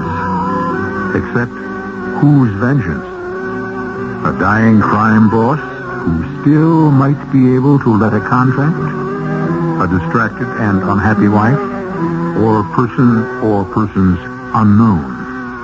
The only way to find out is to wait a couple of minutes until I return with Act 2.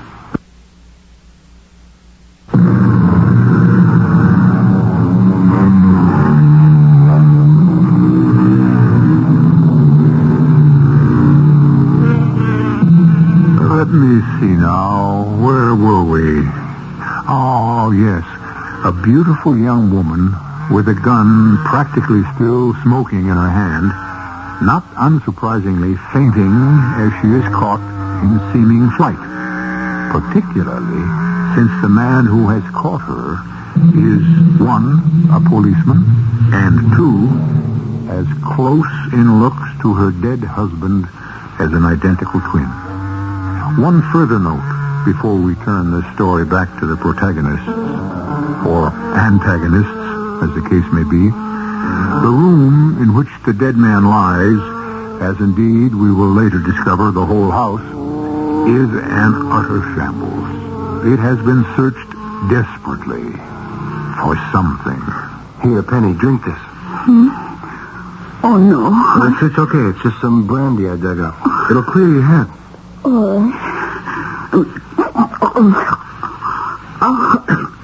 What happened? That was the question I was going to ask you. You? Who are you? No one to be afraid of. Yes. Didn't you say you were a policeman? Yes, but... How did you know my name was Penny? Well, there are other more important questions first. Oh, no. Howie, what are you trying to do to me? I'm not Howie. Well, then, who? This has got to be some terrible nightmare. If I could just wake up. If you want something to shock you awake, I suggest you take a good look at what is your husband, or what's left of him, on the floor. Oh, no. Why did you shoot him? I didn't. You didn't fire a shot with this gun? Yes. No. I mean, not exactly. Howie was dead already when...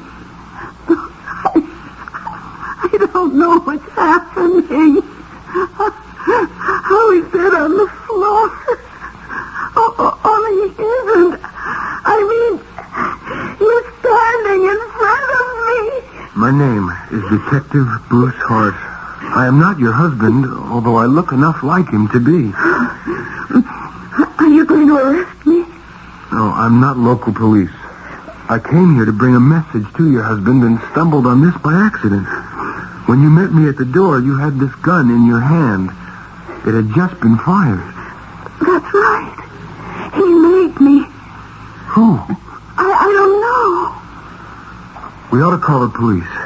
Have you called them? No, I haven't had a chance. And how would it look if I did? They'd arrest me for murder, wouldn't they? I don't know. Some things are out of kilter. It doesn't all jibe. I don't understand. Your husband, Howard Marsden, the man on the floor. Yes? The bullet I heard fired couldn't have killed him. How do you know? Well, there was another bullet fired from this gun. I can't vouch that that was the one that did kill him. I can only tell you that when the second bullet was fired from this gun, Howard Marsden had been dead. You said he made you fire it. What does that mean? Couldn't we just get out of this room? It makes me sick. Okay, but we haven't much time. Lead the way, Mrs. Marsden. I still don't understand how you know me. This is the kitchen. Looks like a cyclone hit this as well as your living room. And I'll take a long bet, the whole house. Yes. You grab a chair. Sit down and tell me fast what happened. Well, Howard hasn't been living here for quite a while. This evening, I was out visiting a friend. Boyfriend? A man I know. He's a lawyer. Well, which were you visiting him as? Friend or lawyer? Both. And while I was with him, there was a phone call from Howard. He what? Well, I don't know if I should be talking to you. Mrs. Marsden, I'll level with you. I really am a detective. I had a valid reason for being here tonight. I think I'm probably the only person in the world who can really help you. But first, I have to know your whole story. It's a gamble. You want to trust me? Okay. It was Howard's voice on the phone. He said he'd been thinking things over and that he thought he'd been wrong and that he'd be back at the house at 7:30 and could I meet him there alone so we could talk. The boyfriend heard this? My lawyer. Yes. I mean, he heard my end of the conversation. Well, didn't he want to go with you? Yes, but George... Who? George Redding. That's my lawyer. Oh. He had another appointment he couldn't put off. With whom? Oh, I don't know. Business? So, what did you do? Oh, well, I wanted to think about a lot of things. I took a cable car to Fisherman's Wharf and just wandered among the crowds. And then I came back up over the hill and drove back and arrived here just a few minutes before you did. Well, tell me what happened then. Well, the lights were on in the living room, and one of the doors to the patio was open. I just walked in, and one look was enough to freeze me with terror. Why? Well, you see the way everything is ripped apart. And then I saw Howie lying on the floor, and the blood. Well, I went to him. This revolver was lying beside him, and stupidly I picked it up, and suddenly, before I knew what was happening, somebody grabbed me from behind, and one arm locked around my throat until I could hardly breathe, and the other hand closed over mine and made me fire that gun. And then I was thrown violently forward. Before I could get to my feet, whoever it was, it disappeared. Man or woman? I couldn't tell. You don't believe me, do you?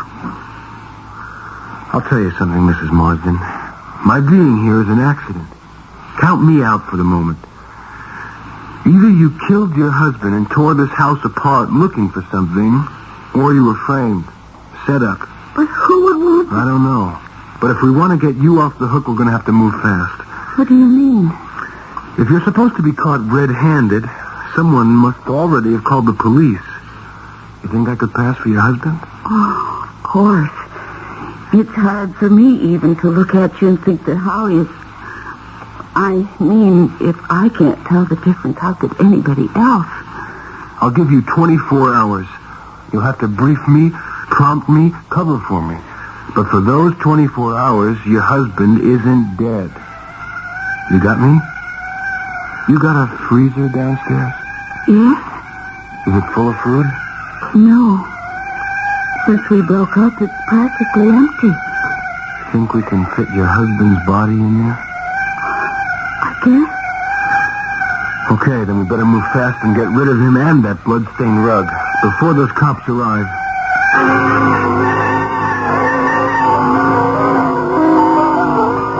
We barely had time to dispose of the late Mr. Marsden and get our story straight. That I was really Mr. Marsden and not just a stand-in for the corpse. Then the police were there. And after some milling and jockeying about, Penny and I were alone with a Lieutenant Roper. And you say you have no idea what the perpetrator was looking for, Mr. Marsden? Not the slightest. You figure they found what it was? I mean, is there anything missing, Mrs. Marsden? I don't think so. I haven't had time to check. Well, if you should find anything missing, or that the guy might have been looking for, You could let me know at the department. Yes, I'll do that. Maybe if nothing turns up, I would like to check back here with you by tomorrow night.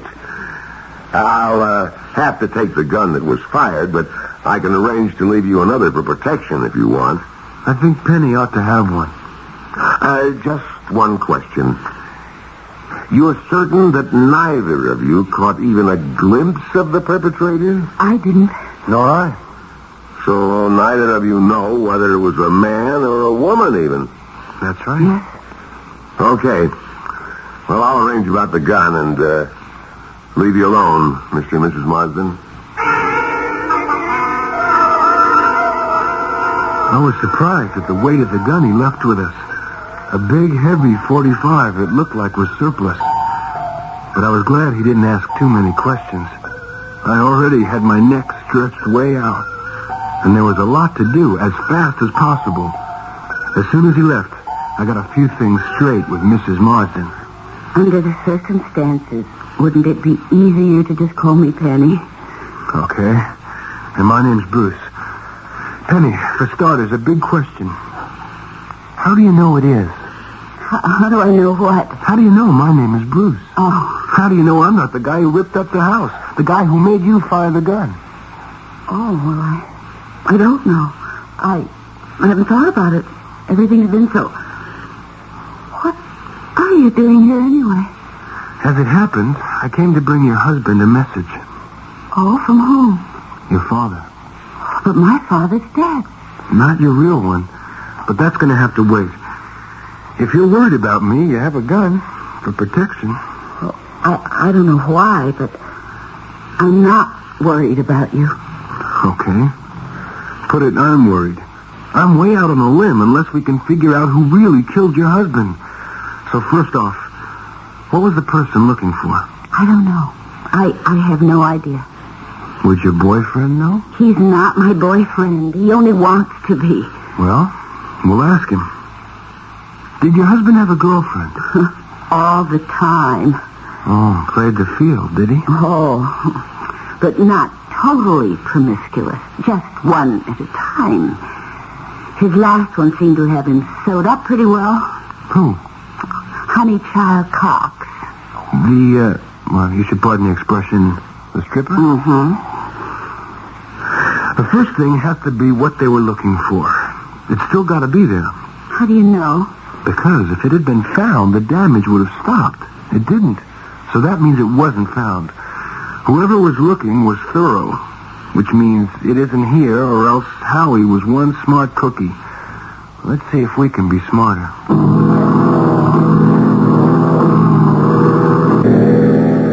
I tried all the trick places. The bottoms of drawers, in back of the stiles between the drawers, under the top of the toilet tank, 1,000 other gimmicky little hiding places people dream up.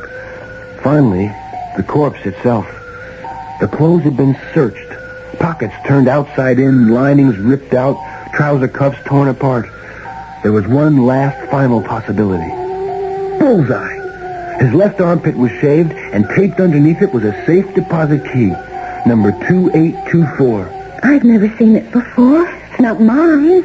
I wonder, where did your husband bank? First Underwriters. We both have accounts there. Oh, I'm sorry. I am so tired. Well, you have time for, let's see, about a 4-hour nap. Oh. We can't do much else but wait until the morning. But 9 o'clock, you and me are going to be waiting for the bank to open up. Oh, before you hit the sack, can you show me something with your husband's signature on it? Of course. But why do you... Well, I'm in this far. I might as well go all the way. I'll have to practice it so we can get that safe deposit box open in the morning. It all went just as easily as if I'd been Howard Marsden himself. Alone in a bank room with Penny, we opened a large box. It contained only 2 things. A sealed letter addressed to Penny, or to whom this may concern, and dough. Wads of it, in old bills, mostly hundreds, but some packages of thousands. It had to be at least $1 million. I've never seen so much money. Not many of us do. Here, better open this letter. Oh, I'm too nervous. Why don't you? One, because it definitely says to whom this may concern, but mainly because it's addressed to you. You better check it. See what it is.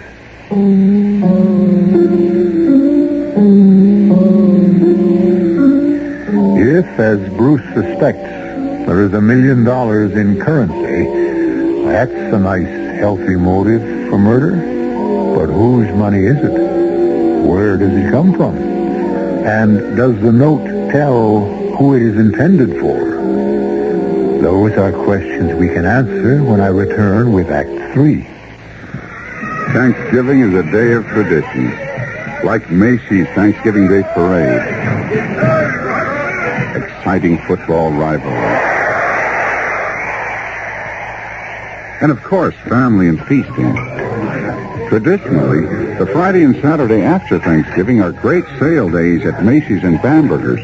2 days of tremendous savings on furs, fashions, and accessories for the whole family. Marvelous home furnishings, TVs, stereo, appliances, and a matchless selection of gifts. The Friday and Saturday after Thanksgiving.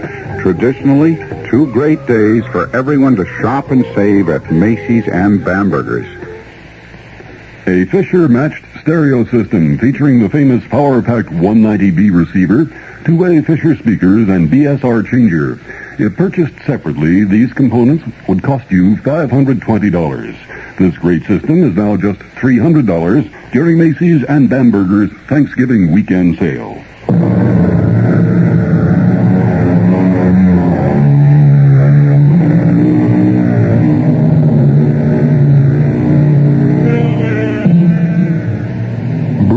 Proved to be incredibly accurate in his guess. The contents of that safe deposit box added up exactly to $1 million. But they mattered far less to Penny than the stunning content of the letter, which read substantially as follows. My dearest Penelope, someone is trying to kill me. Most probably, someone your father has provided for the dirty business. If I'm lucky, no one will ever read this. I shall have my divorce from you and shall quietly steal away with this fortune your father gave to me for safekeeping. If Mario Procacci even suspects I dream of double-crossing him, I know my death warrant is signed. I wonder who my executioner is. Is it you? Did sweet Penelope know all the time who she really was? And when the moment came, was it like father, like daughter? Well, as I say, if this is being read, what the hell's the difference? I'll see you there someday, in hell, Howie. Mario Procacci? That gangster is my father? Now, he didn't bring you up, Penny. But he was responsible for my being brought into the world. If he was also responsible for seeing to it that you and your foster parents never wanted for anything in all your life. Oh, of course. You were the messenger, weren't you? Oh, you must be a great friend of my father's. Hardly. And I suppose you think you have me in the perfect spot now. You can blackmail me into silence by threatening to expose me as Howie's murderer. Are you? No. Can you prove it? Yeah. No. Well, then there's still a lot of work to be done. Incidentally, for your information, I was no friend of your father's. I was, and still am, a police officer who was assigned to escort him safely from Sing Sing to Alcatraz. Alcatraz? My last job for the police department was to deliver your father safely to where he is. But there's no time to talk about me now. I've got to get going. Where? Can I go with you? No. I do this by myself. I am not going back to that house. Darn right you're not. We're checking you into a hotel, and just for everyone's safety, I'm providing an old ex-cop friend of my father's to stand guard over you. To protect me or watch me? Maybe a little of both, till I check out some loose ends. The lawyer boyfriend was first, and although I didn't know him from Adam, he certainly thought he knew me. Mr. George Redding, attorney, just as obviously didn't like who he thought I was. Why should I tell you, Howie, where I was between 5:30 and 7:30 last night? You were with my wife last night at 5:30, weren't you? You know darn well I was. You called me here at my office, and I answered. At my office. Note that. So don't think you can start any kind of divorce action on the basis of that. Were you together from 5:30 until she came to meet me at the house? No, I was not. I had business to attend to. We parted after your call. Where did you go? That is none of your business. But I'm going to answer you before you go digging. For your information, during that time, I was doing what Penny was apparently doing, thinking about you and her in the future. I rode all the way out to Monterey and sat looking at the sea, trying to figure out an acceptable or even unacceptable way to get rid of a toad called Howard Marsden. I didn't get back until after 11. I didn't stop to eat or for gas. I didn't see anyone I knew. That's not much of an alibi. I don't need any alibis. I guess you don't, George. If you did, I'm sure you'd have set one up. It wasn't enough to strike George off the list altogether, but my hunch was he wasn't my man. If he was a murderer, he was the best actor I'd ever seen. Because when what would have been a corpse to him walked in unannounced, he hadn't even turned a hair as he greeted me. My greeting from Honeychild Cox was something else again. When she opened her door and grabbed me, she smothered me. She was a big woman, a lot of woman, but she had all the strength of a man. Harry, baby. Oh, my God, sweetie. Where you been? Hey, honey, take it easy. When did I ever? Oh, Lordy, it's so good to see I could eat you up. I swear. This poor little southern gal thought some of those rough old boys had gotten to you. Come on in, sugar. Come on in. Why didn't you use your key? I forgot it. Well, where you been all the live long night? I've been fretting myself half to death. You didn't sack up again with that two-bit little wife of yours. No, honey, nothing like that. Well, you just better not have, or honey's liable to pull your ears off. Nobody 2 times me. You think I would? Oh, not with my Vegas connection, sweetie. No, I don't think you'd run out on little old Honeychild while she still wants you, and while you're still into me for all the hard-earned dough I was silly enough to lend you, to keep those iron-nosed boys from breaking my darling's legs. Did you make a deal with your wife to get yourself and me off the hook? Well, I'll tell you, Honeychild. You told me whose brat that skinny little runt was. You promised you could get her to pay off so you could pay me back and get the Vegas bunch off your back. Okay. Did she come through? Oh, sure. Didn't I tell you I could wind her around my little finger? Let the money talk. Oh, I will, in a moment. Hey, where were you last night from 5:30 on so that I couldn't reach you? Why? Did you call? Sure, but I couldn't get any answer. Well, that's because I was beat after my last performance. I figured I wouldn't see you till around about midnight, so I took some pills and I slept me practically around the clock. You were all alone? Didn't go out? Baby, would I cheat on you?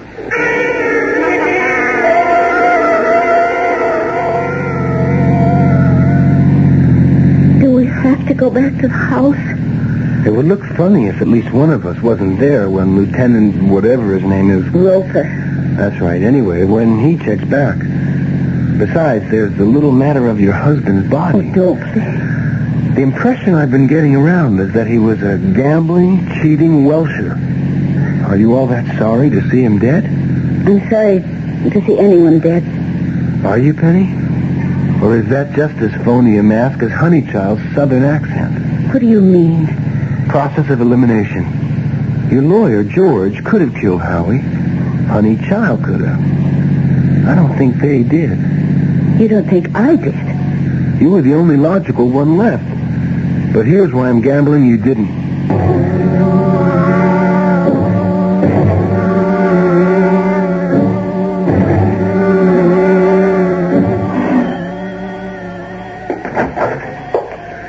Tell you the Mr. Royston. I said I'd drop back tonight. Yeah, I've been expecting you. Shall we go in the living room? Sure. You've been a pretty busy guy today. Really? How come? Well, like when I'm following up a case, it's always a surprise to find someone going before me.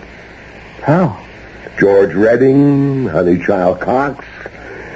In the connection with the attempted robbery or whatever here, I followed them up as leads.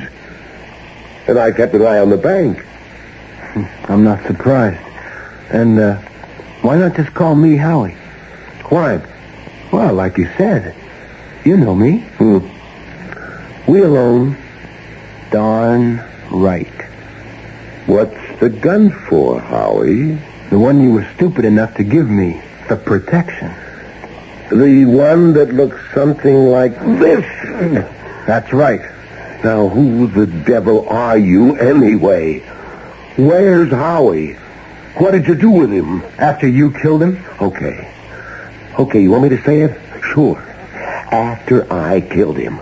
To try to frame his wife. Why not? He swore the safe deposit key was at the house.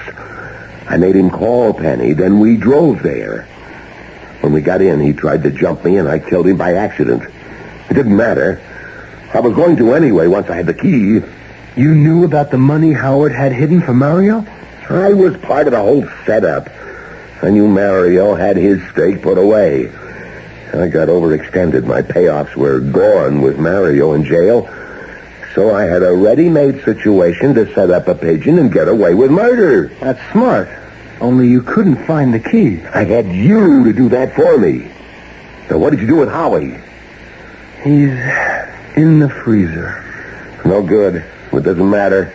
What do you mean? I can dump Howie's body. And we'll just do it all over again with you doubling for him. The guns are all set up. Yes.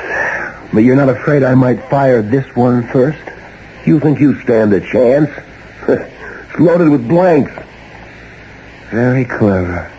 Only this time, how do you get Penny's fingerprints on the murder gun as cleverly as you did the last time? I'll figure that out.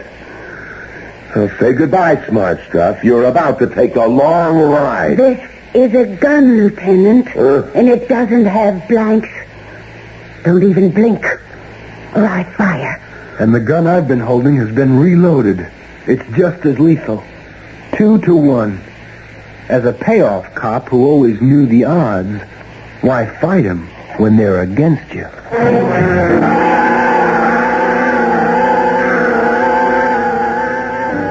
Howie fooled me. I was young, and he looked awful good. And he fooled my foster parents as well. But the last couple of years, I finally saw through him for what he was.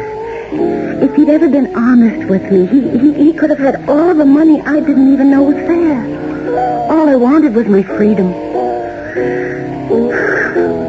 What's going to happen now?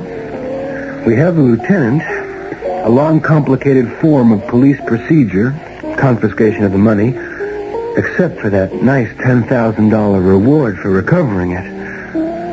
Lieutenant Roper will get his. And us? We'll both try, as best we can, to start new lives, I guess. I guess. Well, as long as we're celebrating, would you like some brandy or something? No, I wouldn't like some brandy or something. Okay. What I might like is the message my father sent to Howie that was supposed to save me. Nothing. Just a warning. Quote, just remember, you can be replaced. Unquote. That's the exact message. Honest. Sure.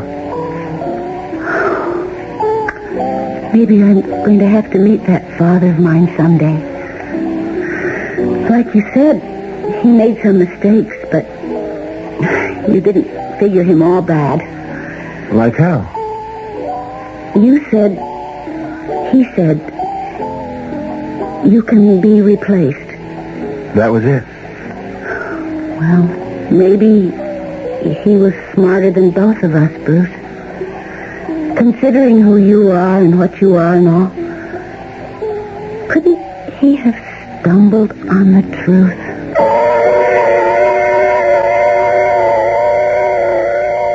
It was an entangled legal web. Lieutenant Roper was tried for murder and found guilty on an interesting technicality. The murder gun, which he had recovered, was discovered to have been wiped clean of any fingerprints, and on this basis was eventually traced to have been purchased by him.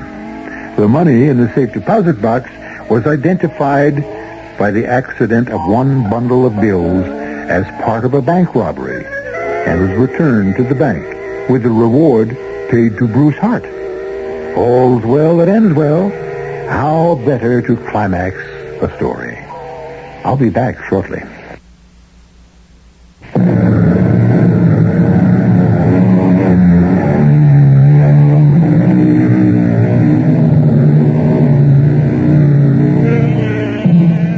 As with all good stories, there is a sequel.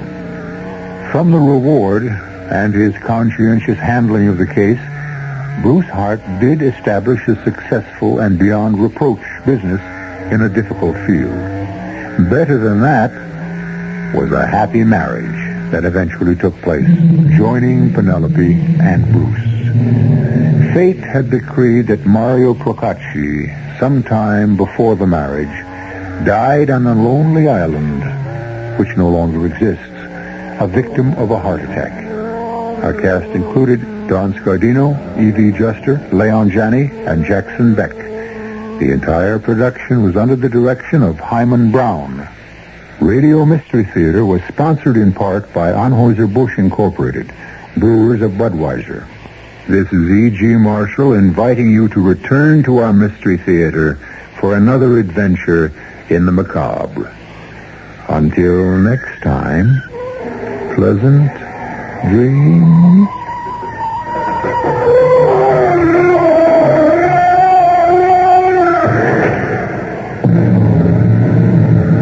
The preceding program was furnished by CBS Radio. Your dial is set for news with John Scott. WR New York, an RKO General Station. Police locate 2 bombs in jet at Miami Airport shortly before the plane was to take off. Texan John Connolly says he might run for the presidency on a third-party ticket. Holiday traffic death toll in New York State stands at 4. It's 50 degrees in partly cloudy mid-Manhattan. The man says mostly clear tonight, the low from 35 to 40. Sunny and mild tomorrow, the high in the middle 50s. This is John Scott with the 8 o'clock edition of the news. What probably would have been almost certain death for all aboard a Bahamas Air jetliner was averted today when first an airline employee and then specially trained police dogs found 2 bombs aboard a plane at Miami International Airport. No one was hurt, and the bombs were disarmed safely before the plane eventually made its scheduled flight to Nassau in the Bahamas with more than 40 persons on board. Authorities said that a man identifying himself as Ernesto of an organization known as Cuban Power 76 had called a warning about the bombs to a Miami wire service office. WOR's Roger Skibonis asked Dade County, Florida Public Safety spokesman Ralph Page why the Cuban Power 76 group had selected the Bahamian airliner as the target for their bombs. Apparently, according again to the caller, it was in protest